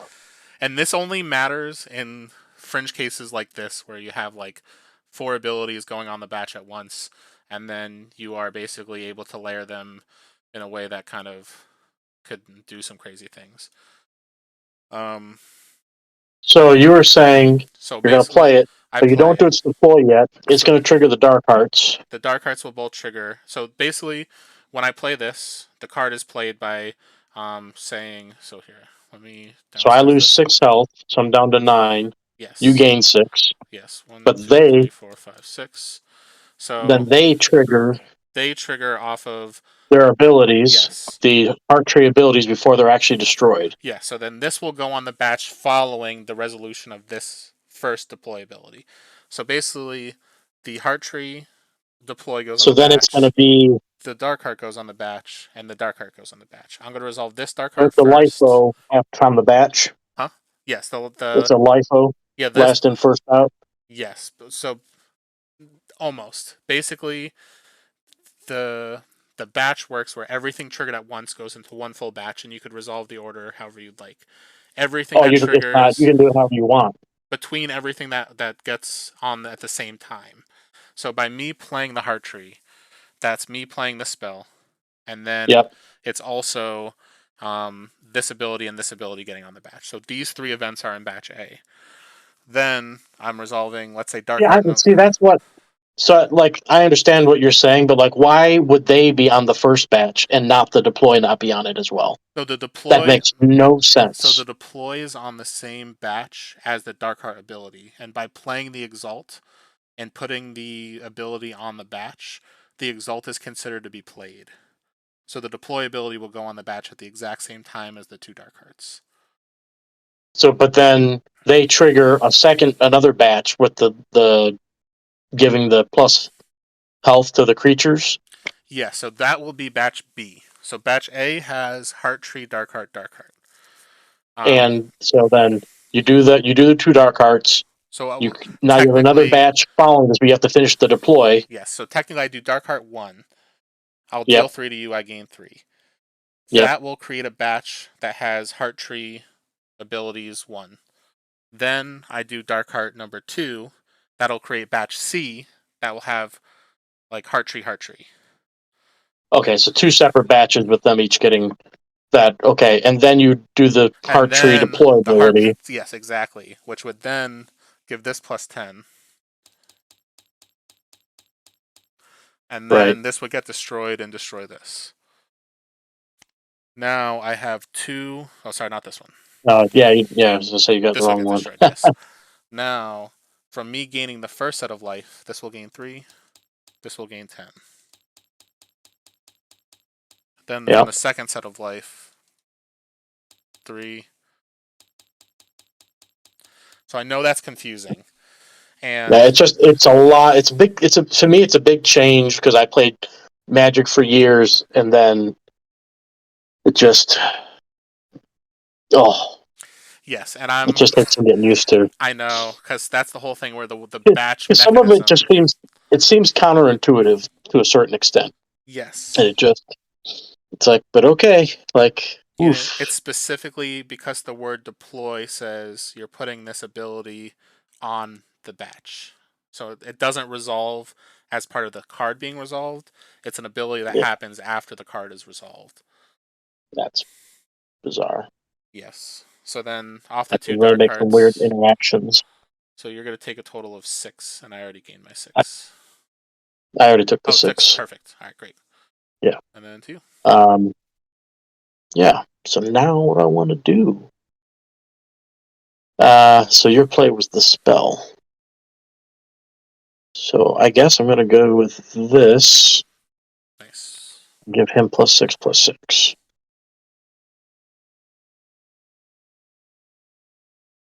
And then, gosh, I don't know what to do now. I'm going to move him here. Yep. He gets 5. And I'll just move him. I'll move him here. We'll get another 5. Okay. That's all I got. I will play an Om Nom Nom, which will give a creature -5/-5. Oh, if it destroys a creature, I may play a mindless zombie minion, which will go here. And then I deal 6 to you and I gain 6. And this will gain 20 health. And then this will take 16. That'll take nothing since it's on the armor, and then these 2 will trade. Yeah, and I'm sorry that this is kind of confusing. No, it's okay. I just I want to understand it because I'm still new and no, exactly. I have it's just like, it's just a lot. It's big and it's like almost broken in a way. Yeah. The deck anyway, but And so it's just understanding it. So sometimes just so counterintuitive. It's like, okay, why? Yeah. But okay. I guess what I'll do here is just play a spell to deal 6, gain 6.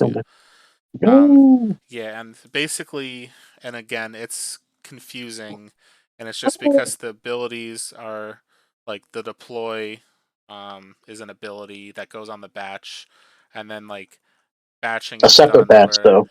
Yeah, it's Yeah. like that's the part that took me a little bit to understand, was just like how the batching works, because I'm so used to a stack, which is like last on, first off, which that's not exactly what this does here. And also, I think we were the last ones, so let me just... I think they were all waiting on Yeah, us. so let's jump into the other room, and then we Okay. can start the last Good round. game. Yeah, great game, and it That was was really nice to fun. meet you. And again, I'm sorry Yeah, that likewise. kind of got very convoluted at the end, but if you No, want... it's good because it's something I want to experience and understand, Yeah. because that's going to be helpful. So if you want, after the event, if you want like a kind of a less rushed explanation, I'm happy to do so. And yeah, like I'm trying to make sure, because I'm tired, so I might not have explained it in the best of my possible ability. But basically, it's just deploying goes on the batch, and then exalts are the weird fringe case because it's a spell, but it also has a deploy ability, which was not present in set 1 when Darkheart was originally designed. But here, let's go in the other room, though, just so we can get everybody else started. But it was really nice meeting you. Sounds good. Likewise. All right. All right. Let me quickly get everything in here.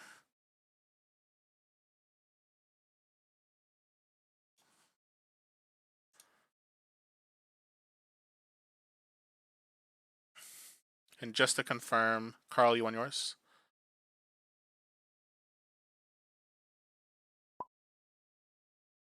Yes, he did. And then Nevin, you want yours? Yes, I did. Yeah, and then just sorry that it took us a little bit longer for our game. I was just explaining because batching specifically with Heart Tree and Darkheart is kind of convoluted. So we were working through that and just making sure that the rules were clear there. So we're sorry about that we got right to the end of the round there. But let me finalize the round here and get to the last one. And pairings are up. So good luck, everybody. And then you're welcome to stick around at the end, but you don't have to. But I'll get all the stuff in. So thank you, everybody, for joining tonight. This has been a lot of fun. And definitely, I probably will not be running another one of these until after PAX, just because I think I'm tied up the next 2 days. Or I'm tied up tomorrow, and then I drive out to PAX on Thursday. So thank you all for joining. Yeah, thanks for hosting. Thank you. Thanks for hosting this. Yeah, anytime.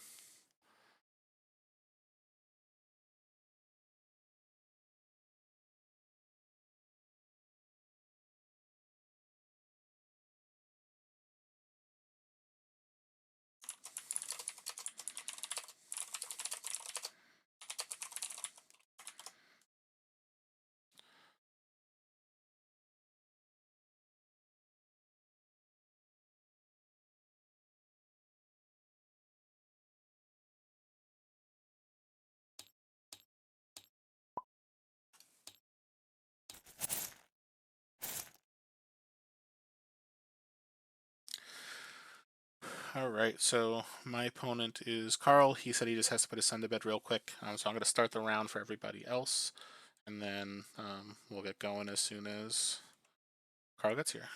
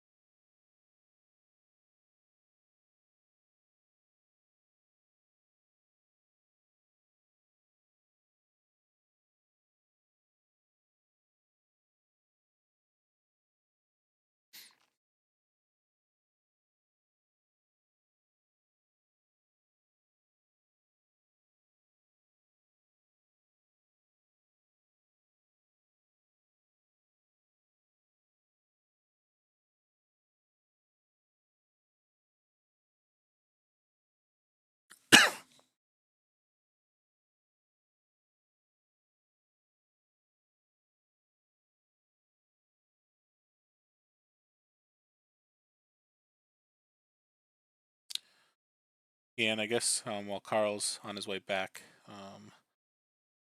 Heart Tree with Darkheart is definitely kind of very confusing and convoluted, just because I know, especially For people who haven't played a ton of SolForge, the batch is very different than something like Magic, where you have the stack. So with Magic, every spell and card you play basically gets layered, and then the final one in that kind of, I guess you could call it quote unquote, like just like the batch, but everything, the final one on the stack is the first one to come off.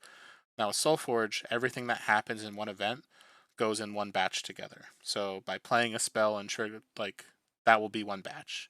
Any triggered abilities that occur as part of you playing that spell, such as a deploy or Darkhearts when you play a spell do damage, that all goes on the batch together. Now, when you basically, whoever is the player that controls those abilities gets to order the way those abilities will resolve, or the order at which they resolve. So the player with the Forge will resolve all their abilities first. The player without the Forge will resolve all their abilities second. So then you resolve an ability, it puts the next, any additional triggers will go on the following batch. Then you play the next ability that you've layered from the first batch. Everything else will go on a following batch, and so on. So you basically will create a set of batches where each event will create its own subset of batches, and then from there you will resolve everything in order. So in the situation of something like Hearttree, you can play it, resolve your Darkheart abilities first, and then resolve the deploy of the Hearttree, which could then gain you a bunch of extra health on your creatures. And again, in something like Magic, that would never happen because the deploy of the Hearttree would happen on the stack, and that would resolve before the additional life gain triggers, which would have been on the stack first. So that's the thing that's really tough to kind of adjust your thought process for when you're playing between something like Magic and then going to something like SolForge. So that's kind of what in the game we were playing before I went through with my opponent, who's only started playing earlier this month. So I know obviously, especially in that case where I had 2 Darkhearts and 2 Hearttrees on the board, when the deployability was there, it created a lot of triggers to go on the batch, which is then obviously a little bit more confusing. So obviously, while I'm waiting for Carl, I just kind of wanted to walk through exactly why that occurred and how that worked. And it's specifically because deploying is considered to be an ability that's triggered that goes on the batch. So yeah, it's an interesting case, and honestly, like I think I've only done it like that with this kind of style of deck where I had the Darkhearts, the Hearttrees, and everything, like once before. So it was interesting to see it all resolve and talk through it with someone who's been learning the game. So good stuff. And then Carl just messaged me saying he will be right here. He's on his way. So we will be starting our game shortly. So let me copy this in while I'm waiting.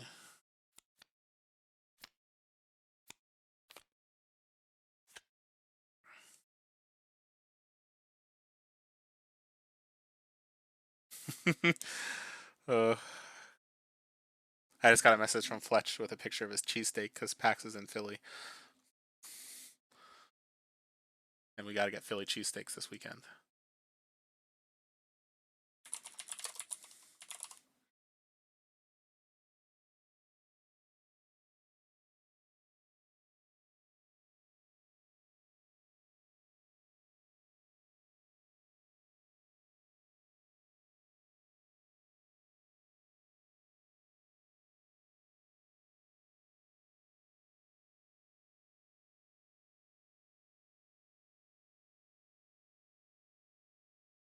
Hello. What's up? How's it going? Good. How are you? Good, good. Thanks for being patient. Sorry, Oh, I no just worries. had to do that in my window that I had. No problem at all. Yeah, I just had one of those like weird fringe batch cases in my last round where I had Darkheart level 3 and a Darkheart level 2 and a Darkheart level 2 on the field, with a Hearttree level 1 playing, Hearttree level 2 playing a Hearttree level 3, and then all the like the batch triggers get very convoluted. And then my opponent is like only been playing for about a month, and he's like used to Magic, so I kind of had to walk him through how batching is slightly different than triggered abilities in Magic. And he was like, "What?" So I had to kind of like step by step grab out the rules to use the language there just to make it. He's like, it's not that I don't believe you. He's like, I just don't understand. Right, So right. it's interesting because Yeah. At least you weren't playing Heart Tree off of a Taliesin, I assume. no, I wasn't. Oh my goodness, that would be insane. Can you reload the room? I got leftover Yeah, numbers and stuff. no problem. Right. Thanks for being flexible with me with this tournament. Before PAX, I thought I would give this old standard a try again. see how it fares. Yeah. Are you gonna bring it to PAX? I don't know. I guess if I'm first or second in this tournament, then it should get the renown to make it silver finally.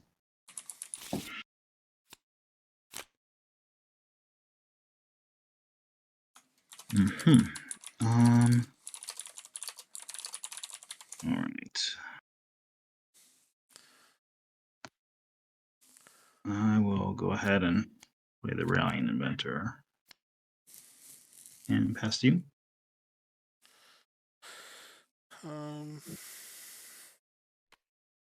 I will nom the gizmo and then to you. Okay.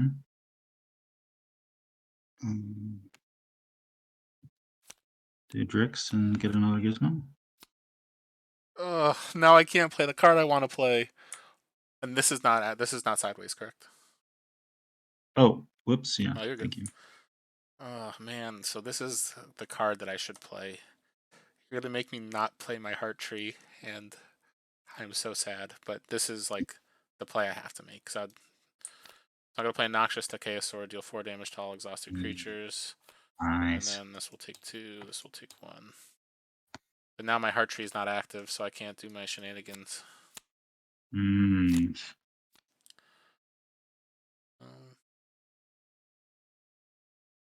I will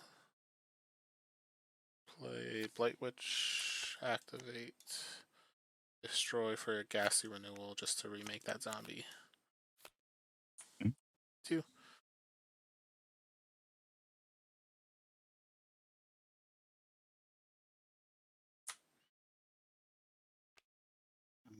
Let's see.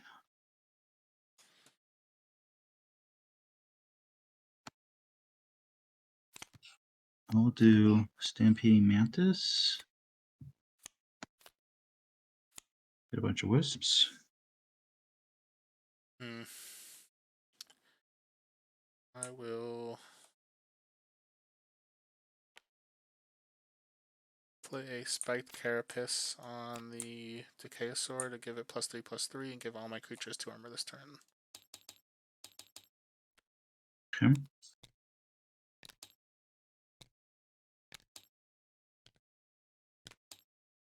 And 2. Play Electronet for free on the Decayosaur. Nope, that one, level 1 is 5. There we go. And then I'm going to play Scythian Experimentation on this guy. And activate to get more wisps. That's wisps awesome. For everyone. Wisp Central. So this will take 2. This will take nothing. This will take nothing.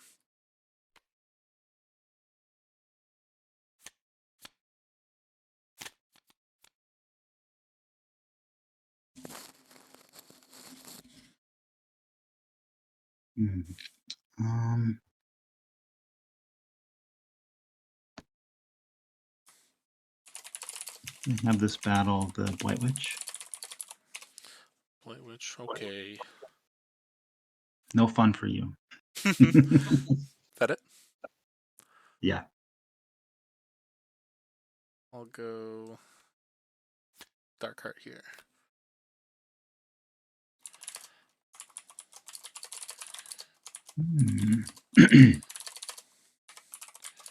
Okay.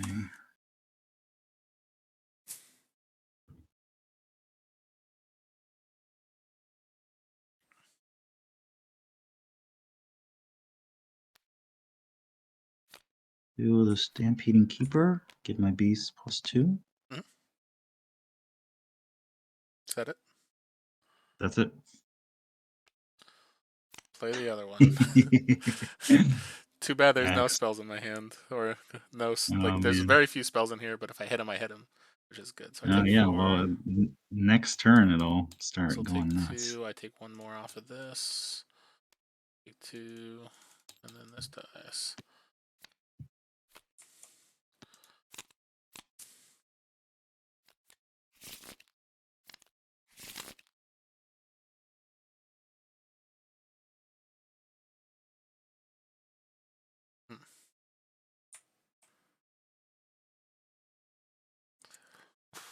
Why not, right? Oh my God. All right. To you. Okay. What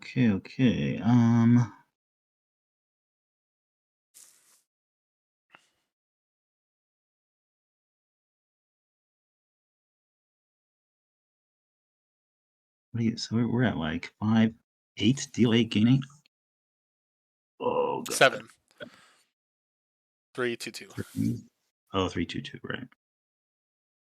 I can do math. Sure.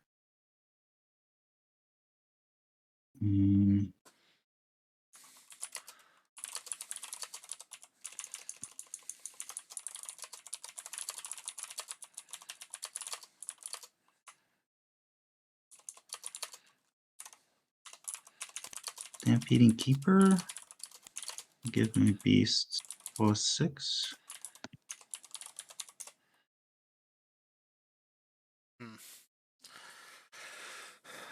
How do I want to do this?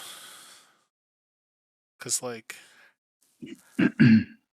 there's an obviously better way to do this.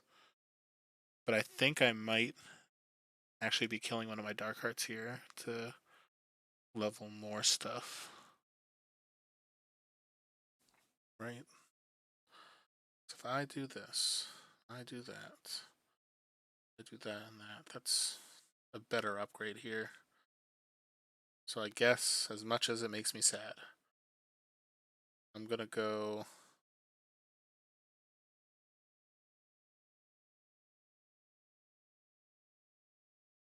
Light Witch here, activate Blight Witch, destroy Darkheart. To play an Om Nom Nom, I'll give this -5, -5. I get a... Actually, I'm going to play this. No, this is fine, actually, right here. I'm going to get a mindless zombie. I gain 5, you take 5. Because I gain life, I'm going to play a Freezeris Will. I'm going to gain 5 more, and you're going to take 5 more. And then Okay. 2.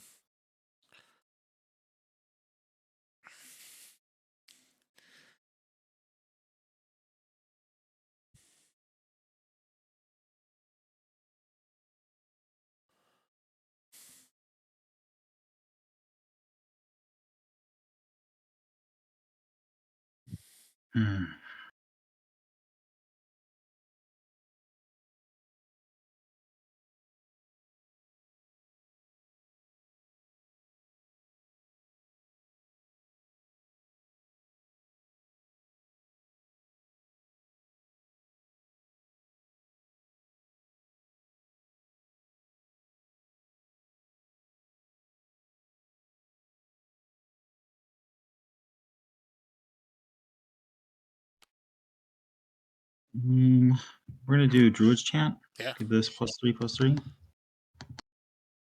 and gain 3. All right. Yep. Take 6. Okay.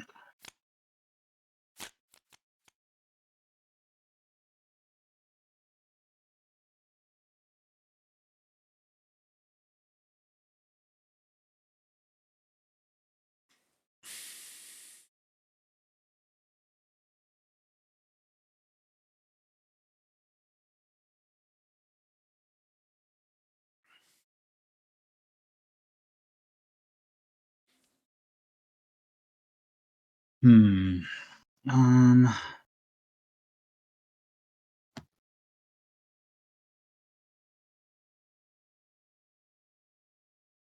have this battle Darkheart twice. Yeah.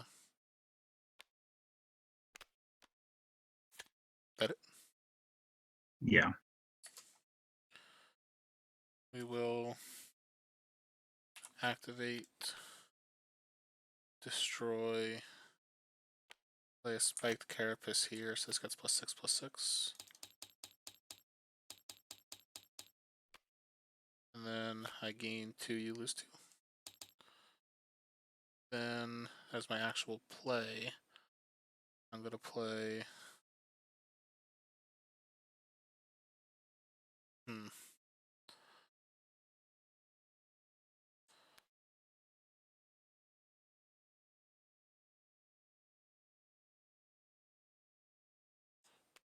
Spite Maiden, take 5. To play Glow Hive Nursery. Oops, wrong card. I gain 2, you lose 2. And then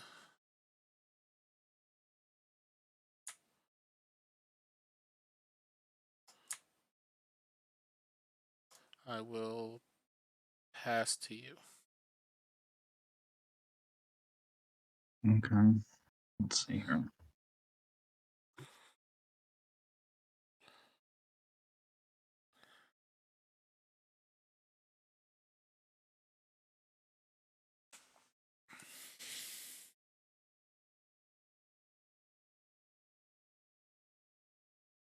How does it feel like you didn't discard any cards last time? You played it. Did you play your whole hand? Or I guess you didn't play the Petrifying Keeper.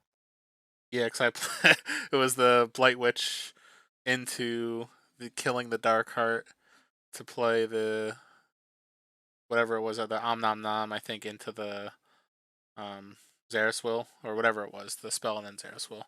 So yeah, it was like 4 cards total.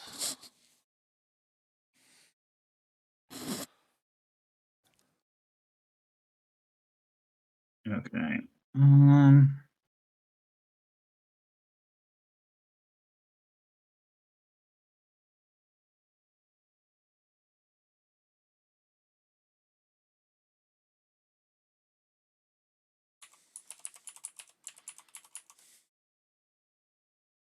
So I can activate here, give my beasts +4.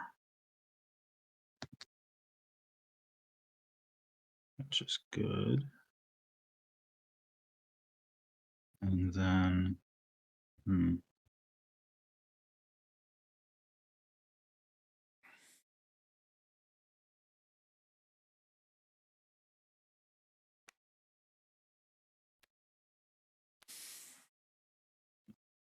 a card. Play War Machine here. Yeah. And pass to you. I'll start with a Ghastly Renewal, replacing that with a Brute, which will get +2/+2 from here. And I don't have a Scientist, so I only get 1. And then Darkheart trigger. Now the question is, what's more important here? Darkheart or Blight Witch? I think I like the Blight Witch more here. So I'm gonna activate, have this gain 4 health, have that lose 4 health. And then that's what I got. So this will take 7. This will trade. This will take 2, and this will take 7. Don't like it. Oh, this guy should be at 7, right? Oh, true, yeah. So I will start with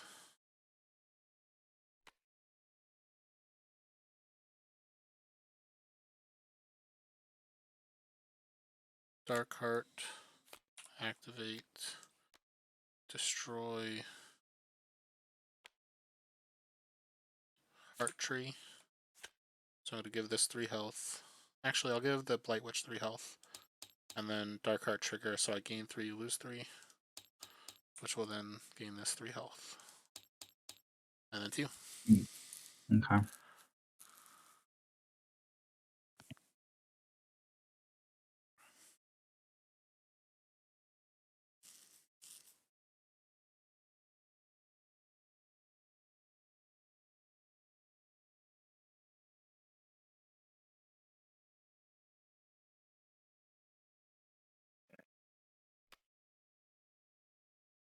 The Electronet for free on the Blight Witch.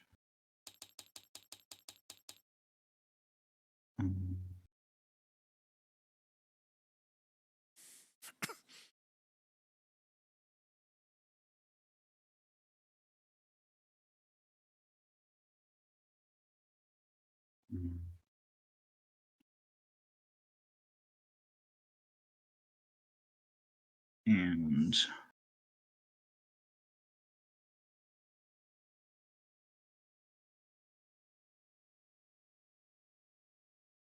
let's see, I'm going to play Lucid Echoes.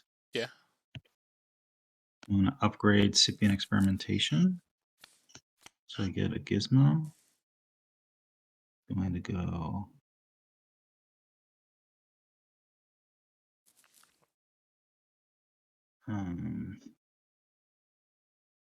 Where's he going to go? It's going to go here. Or maybe here. And then I have 2, 3, 4, 5, 6 in my discard. So I guess I'm dealing.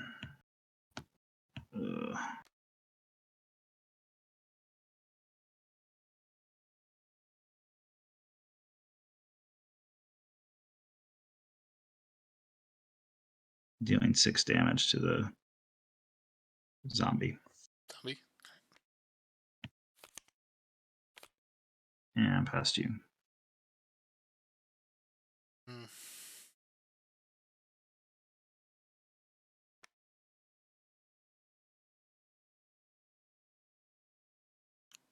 Huh. It's like, I think here, I'm just going to play a little more aggressive. I'm going to play a Noxious Decayosaur, and there's nothing exhausted on your end. Then 2. Okay. So I'll activate, play 2 Wisps.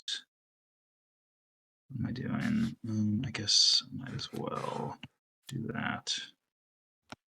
Then I'm going to replace this with an Oak Father. Nice.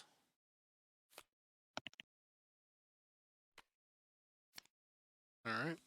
Yeah. So that'll take 1. Use the trade. I'll take 2. This will take 2.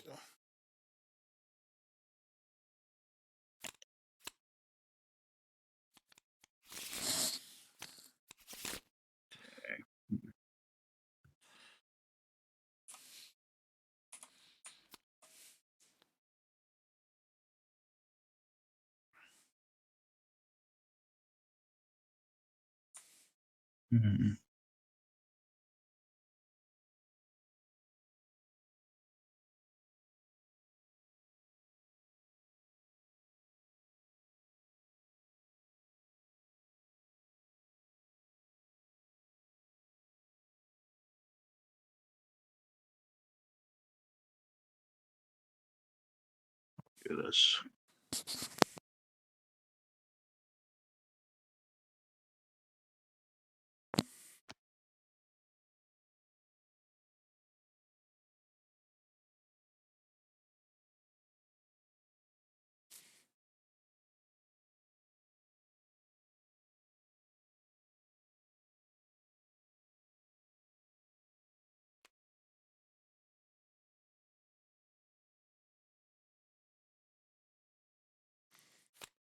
Fix, Gizmo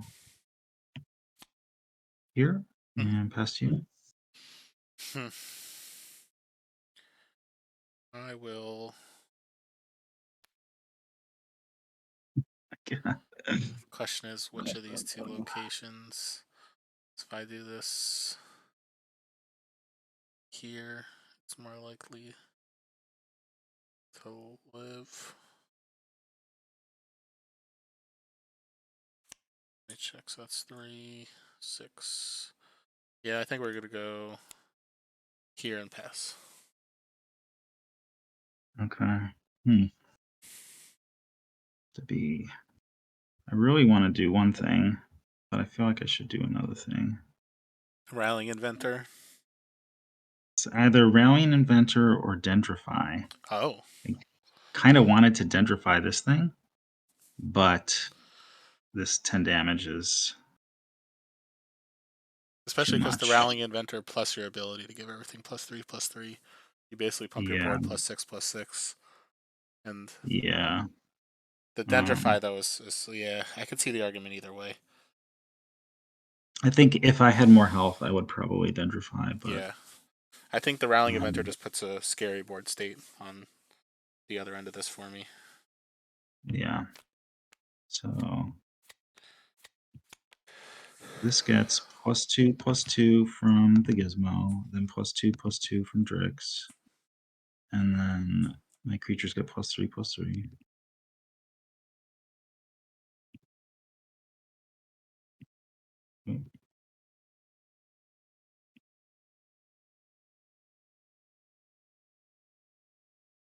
And then I'll go ahead.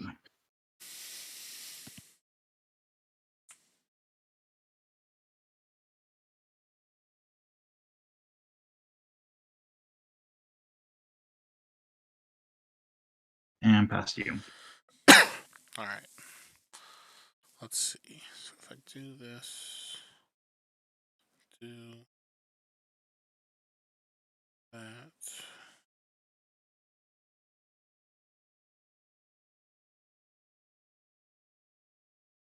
All right. So I think the first thing I have to do here is play the Oak Father, which I think goes here. Then I'm going to play a Heart Tree. So deploy ability on the batch, Darkheart ability on the batch, Darkheart ability on the batch. Mm-hmm. I'm going to do the level 3 Darkheart first. So I gain 5, you lose 5.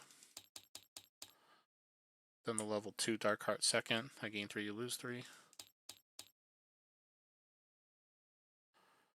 Then these both trigger or off of those 2 abilities of gaining health. Then I'm going to do my deploy ability to destroy my level 1 to give this +6. Then this one will get +3 twice. This one will get +6 twice. And you follow that logic, right? Yeah. Mm-hmm. Is there anything that feels weird to you? Because I'm happy to explain if anything doesn't. Yeah, I mean, yeah. The only part that's confusing is This one that getting this one gets health, since because this was basically when you gain life, you may give a creature in this lane +3. That will trigger when I gain the life off of the Darkheart ability, and that will be a batch behind the Heart Tree before this gets destroyed. You know yeah. It's confusing because of deploys and spells. How, like spells like completely resolve, but then when you put a deploy in it, it makes it funky. All right, let But me, because just to but be I think you're right. safe, because I know that's what I've been told, but I've also been told the wrong thing in the past.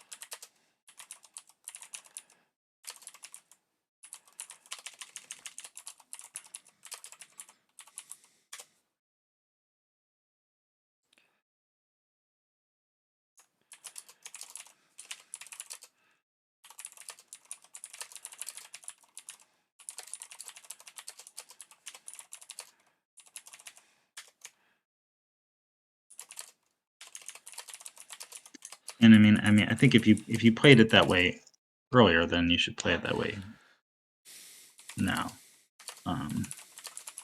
The thing is, Because that'll be in that game, it didn't make any consistent. difference because no matter what I was gonna win that game, it didn't change if the Darkheart was gonna die.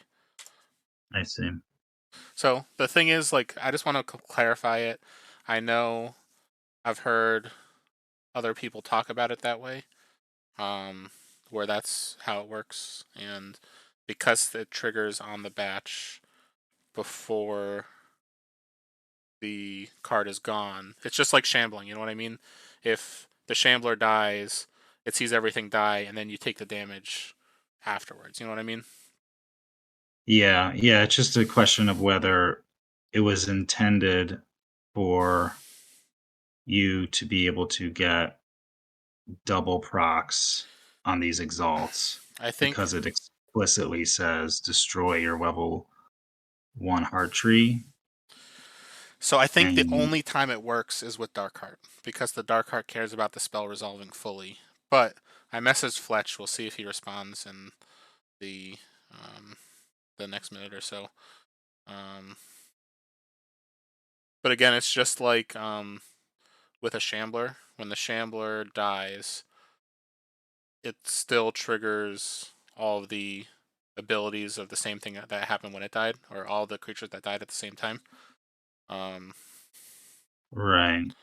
So like this Like will it, see you gain the life because you stack the deploy after the life gain triggers, unless there's been an errata, which that's also a potential.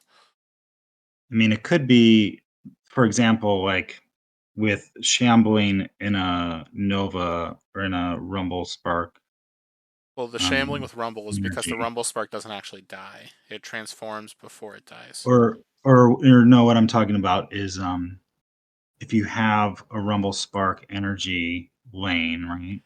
Mm-hmm. And you have a Shambler in the lane.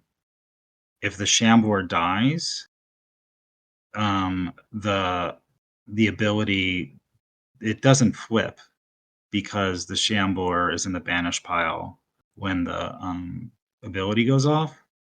So it's no longer considered an elemental.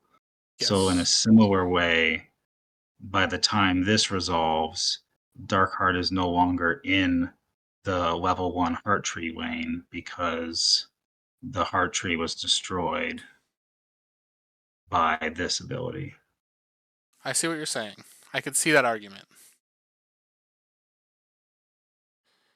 I could definitely see that argument. It really depends on whether whether these were meant to kind of, whether you were meant to be able to kind of, I wonder, is there any other instance where playing this would give you health?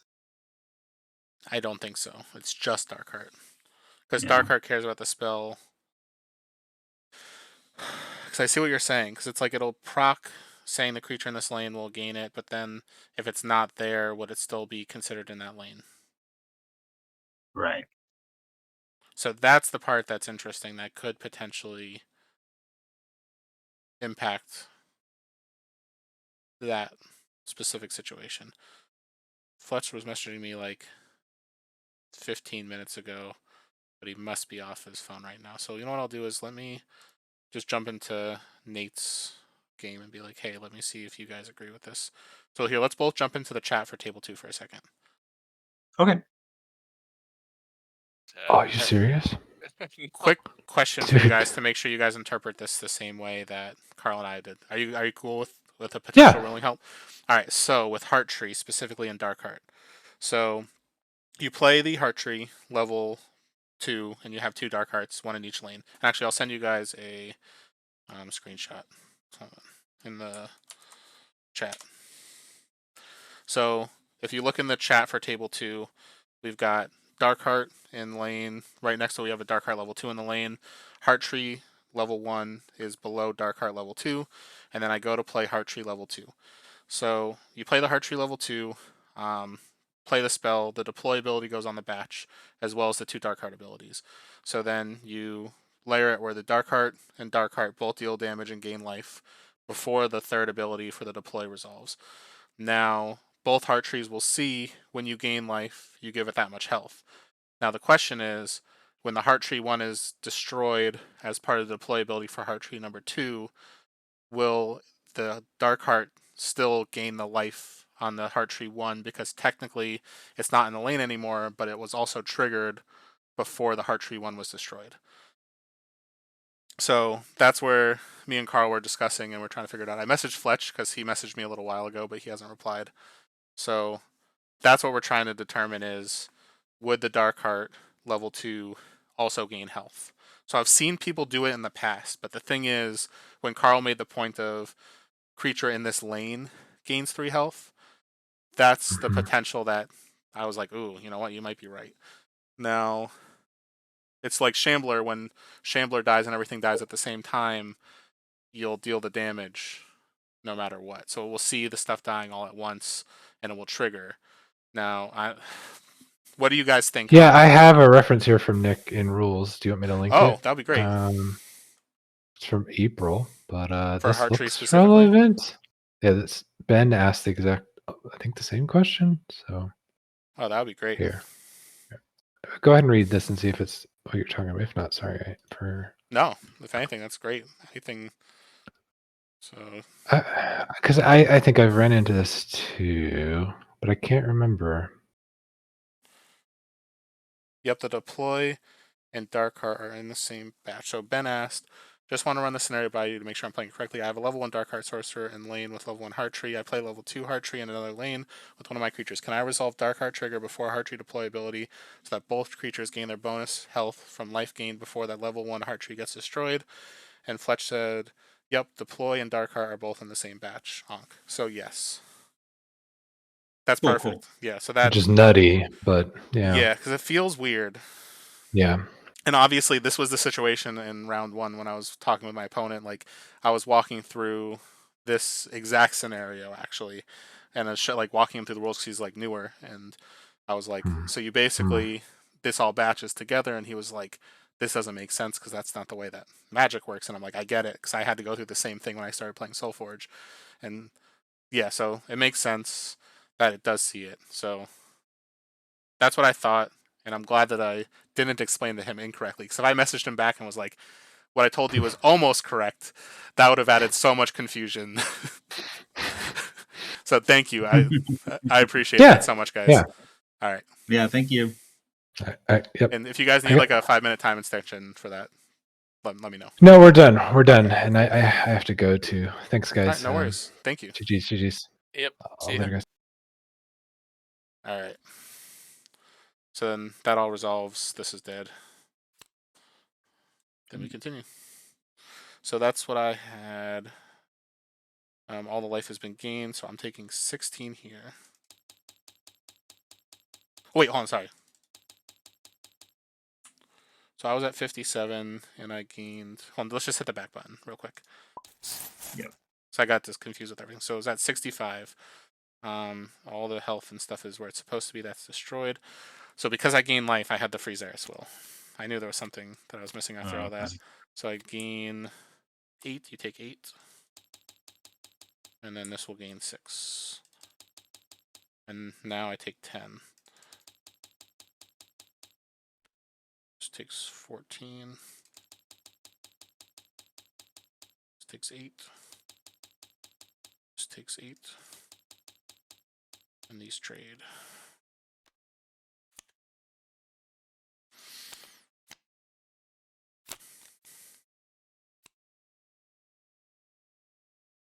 I will start with a Glowhive Nursery. So I gain 8. This will get. And then 2. I do not have another spell, so it's not immediately over. Okay. Oh god. And you used your ability, correct, last turn? Yes. Okay. I think I looked at it for a second, hoping we were at cycle 4. I get it.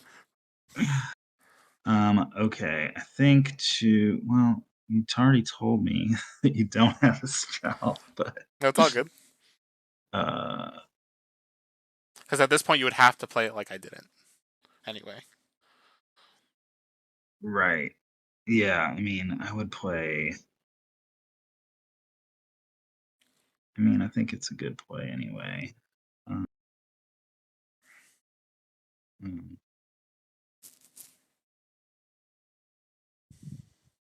Did you gain the 6 here I from think. Glowhive? This was at. It was a 35 and or something last. Yeah. Thought I did. Maybe I didn't. Whatever. I think I did. Maybe I didn't. Whatever. It's all good. Okay. Make a gizmo. And I'm going to replace the gizmo with Waymine Vermin. Yep.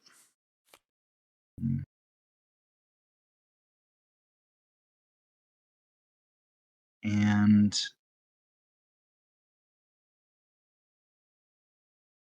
I mean, I want to turn off the breakthrough. Whoops. All right. That it? And passive? Yeah. I will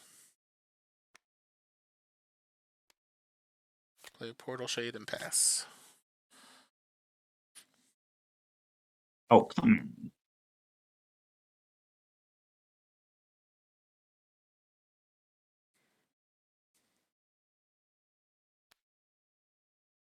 In order to live.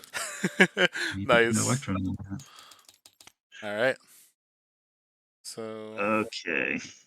I'll take 10. This will die. This will die. This will take 8. These will trade, no breakthrough, and then this will deal nothing because it's still got the stealth.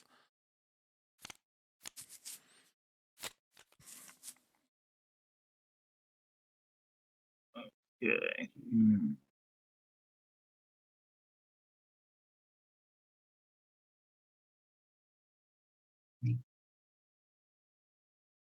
Oops, what did I just do? I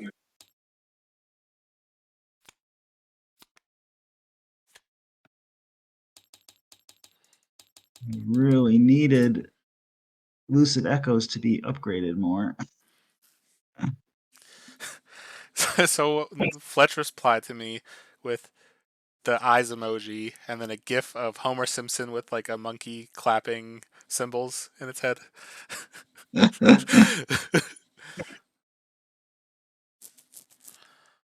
uh,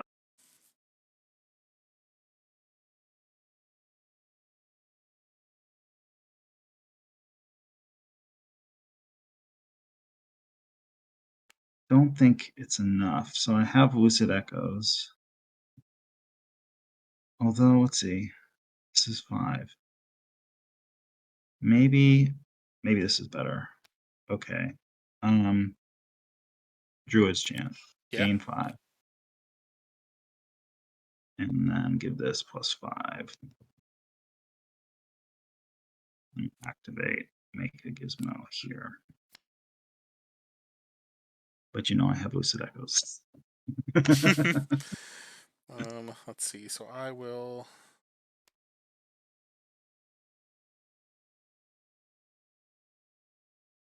That actually doesn't work, so I'm glad I didn't.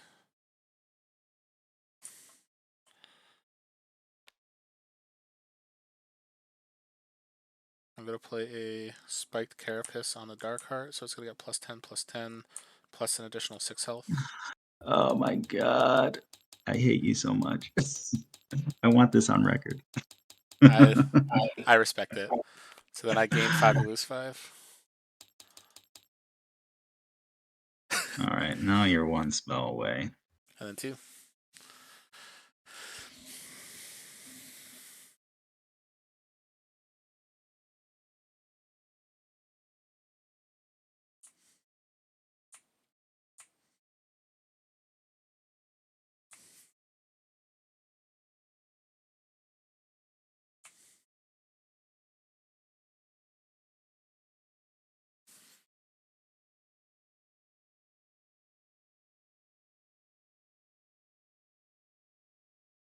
Is it even worth it at this point?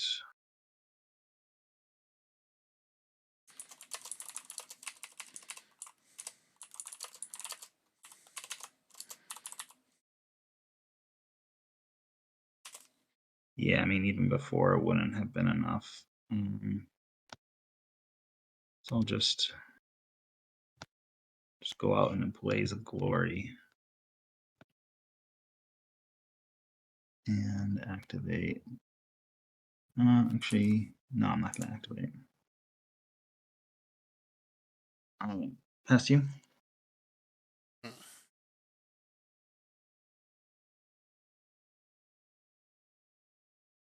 I will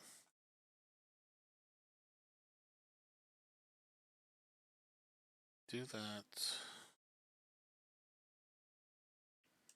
Yeah. I'll play a Noxious Decayosaur, dealing or destroying all exhausted enemy creatures. Too bad you didn't do this, but there was no reason for you to do it. Yeah. And then that's what I got. So I'm taking 28 plus an additional. Wait, hold on. I lost count. I was at 66. So I'm taking 28 plus an additional 8. No, I can't even count right now.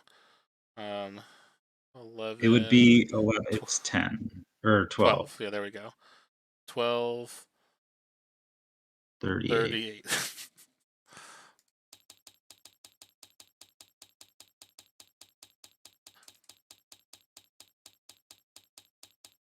There we go. These trade. This dies. If only I had the Forge. The funny thing is, I'm going to draw a no spell hand here. You better. So Fletch just said, "My brain says no, but my past says yes." Oh, man. Adding a level of confusion. Come on, spell. I'm going to get a no spell hand. No spell hand. No spell. No spell. All right, I got a spell. All right, good game. Nice. Oh, you can reanimate a Darkheart too. That's true. Oof, wow. That was honestly so close. Cause if I, granted, I gained a lot with the Darkheart and stuff, but, this was the turn that if I didn't draw a reasonable hand here, you just turn it around because of all the breakthrough and stuff. Yeah. Yeah, and I had a Mantis. A Mantis level 3? No, Oh, level 2. Okay. Or yeah, level 2. So it's cycle 3. So I You would have boost this, boosted, yeah. but then I could use that But the to Nova's turn touch that here would have into a been whip. insane if you did that right away. Oh, but you had that anyway, right away. Right. Yeah, so if I Yeah, didn't that's have the, why I was saying if I had the Forge, yeah, then it would be different. I will say though, I didn't Oh yeah, draw that too. right. Wow, that was That's how a this wild works. game. Good game. Good game. So let's see. Let's open that. And you went first.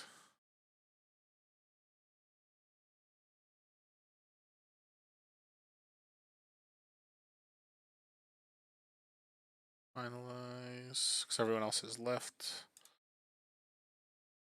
Then you got first. Nevin got second. I got third. Nate got fourth. Isaac got fifth, and Thomas got sixth. Huh? I still got first, even though I lost. Yeah. Oh no, because you were undefeated. You were the only undefeated. Oh well, no, that's not true. Yeah. Leading into that round. Leading into the round. I see. So then, Yeah. by you losing, there was 3 people who were 2 and 1. So it all came down to tiebreakers there, which you had the highest at 55.5. Nevin had the second highest at 55.4. I had 44.3. Okay. Huh. Good job. So that's silver now? It should be. I think that. Let's see how this. Let's see how. Should it be automatic or It would be, if yeah. you So finalize the I event? finalize it, so everything should be as expected now. See, I think the Drix deck should be. Yep, there it is, silver. Both halves are silver, or just one half? I think just one half. Let me check. Because to get the buy at Gen Con, both halves would have to be silver. But if you played this blue half with a different green half, that was silver. Or maybe they both are. No, yeah, this one is bronze. How many The green half finishes do you have there? 2, so it has 4 points. Yeah, so total. then basically you need to join the tournament tomorrow if you want to play this one and get the silver buy. So you play tomorrow for a 5th cycle, and then win that But one. I wouldn't. But I can't enter the. Oh, you can't enter the blue half though, so you'd have to do that green with something else. Yeah. So Fletch is actually messaging me right now. So he said, "So here is the grand philosophical question," and I think he's gonna say what we were talking about was, is the creature still in the lane when the heart tree is destroyed? Right.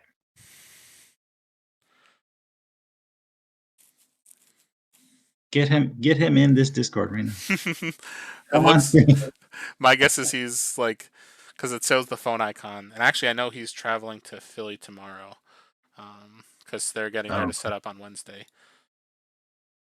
But all of Stoneblade I think is going to be there, including Alex and the rest of the team. Oh, that's so great! I'm excited. Yeah. Actually, I'm curious to see how many people are signed up for the event as of right now while Fletch is typing. Part of me was like, oh, I got to go to bed right now, but I need to know what Fletch said. So we have, there's only 6 people signed up so far for PAX. So it is Alex Walden, Brandon Bowles, Church, you, myself, and Matt. So I hope people will sign up over time, or people will get there and play. Like, I think the storyline tournament on Sunday has a lot more people signed up. yeah, because that one is also sealed, which is, I think everyone loves that kind of stuff. Yeah. So let's see what that has. Oh no, I clicked on the exact same event again. Story. What am I doing?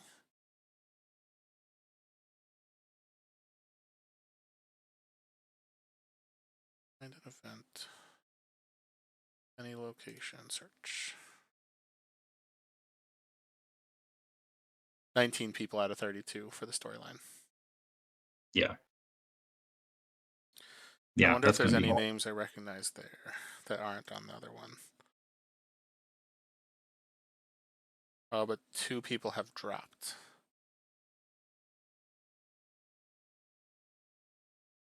Alright, Fletch has sent me some messages. And Oh, I got to keep talking, but I just need to mute for a minute.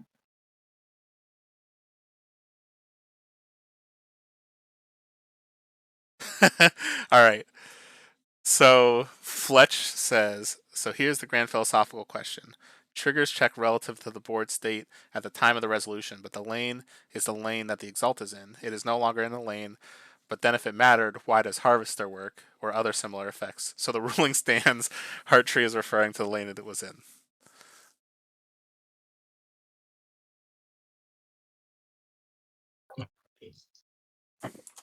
God's mouth. Be right back. 1 sec. Yeah, no problem.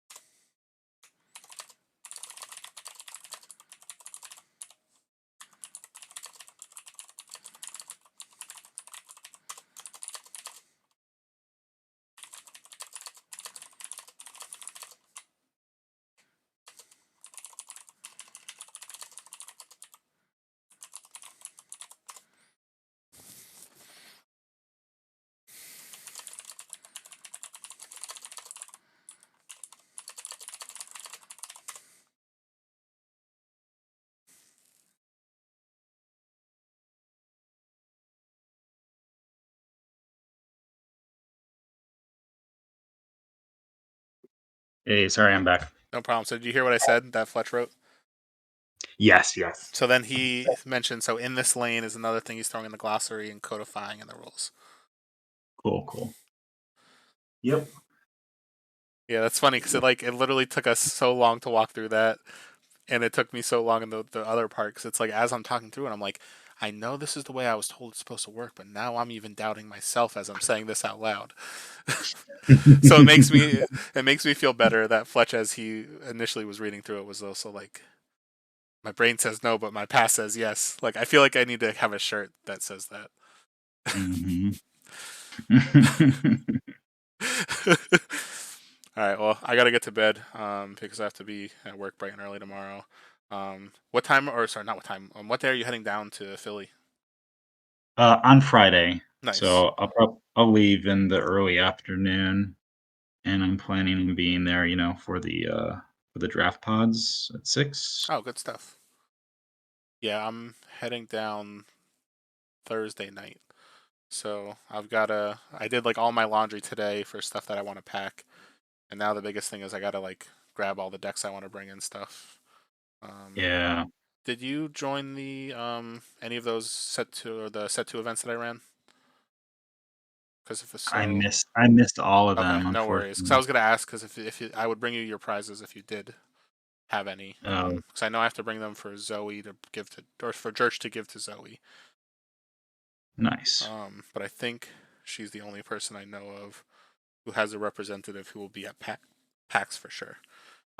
If there's anything that you want to trade for, anything that you want to borrow for the event as well, let me know and I can bring it with me. As long as you let me know by like tomorrow afternoon. So if you're looking through my collection, you're like, I want to play this blue half, but with one of your green halves or something that's already silver. Like, I'm happy to do so. I could send you a list of all my silver decks.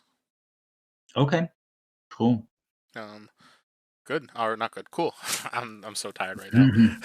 I'm just like Yeah, saying stuff now.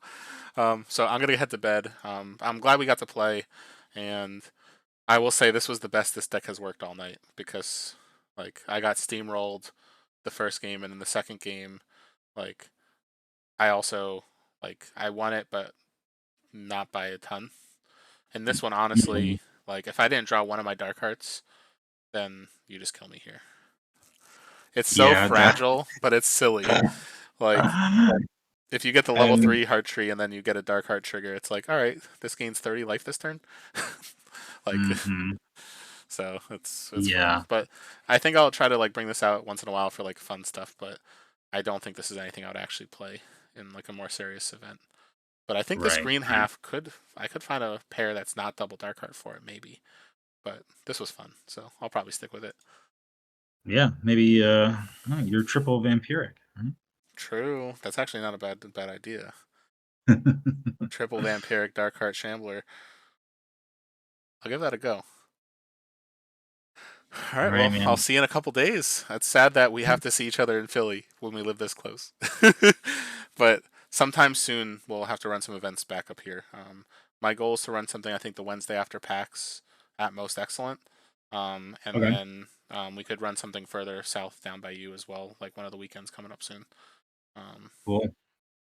yeah, and I got so much sealed product that like I want people to play sealed with because if it sits here the longer it sits here, the longer I'm tempted to open it, and I don't need to store more decks. Mm-hmm. Yeah. All right, well, I'll see you in a few days. All right. Thanks. All right, thank you. Bye. See you later. All right. Thank you, everybody, for tuning in. So I will not be streaming or putting any videos together until after PAX. So likely the next stream you'll see from me is early to mid next week. So thank you for tuning in, and I will see you guys next time.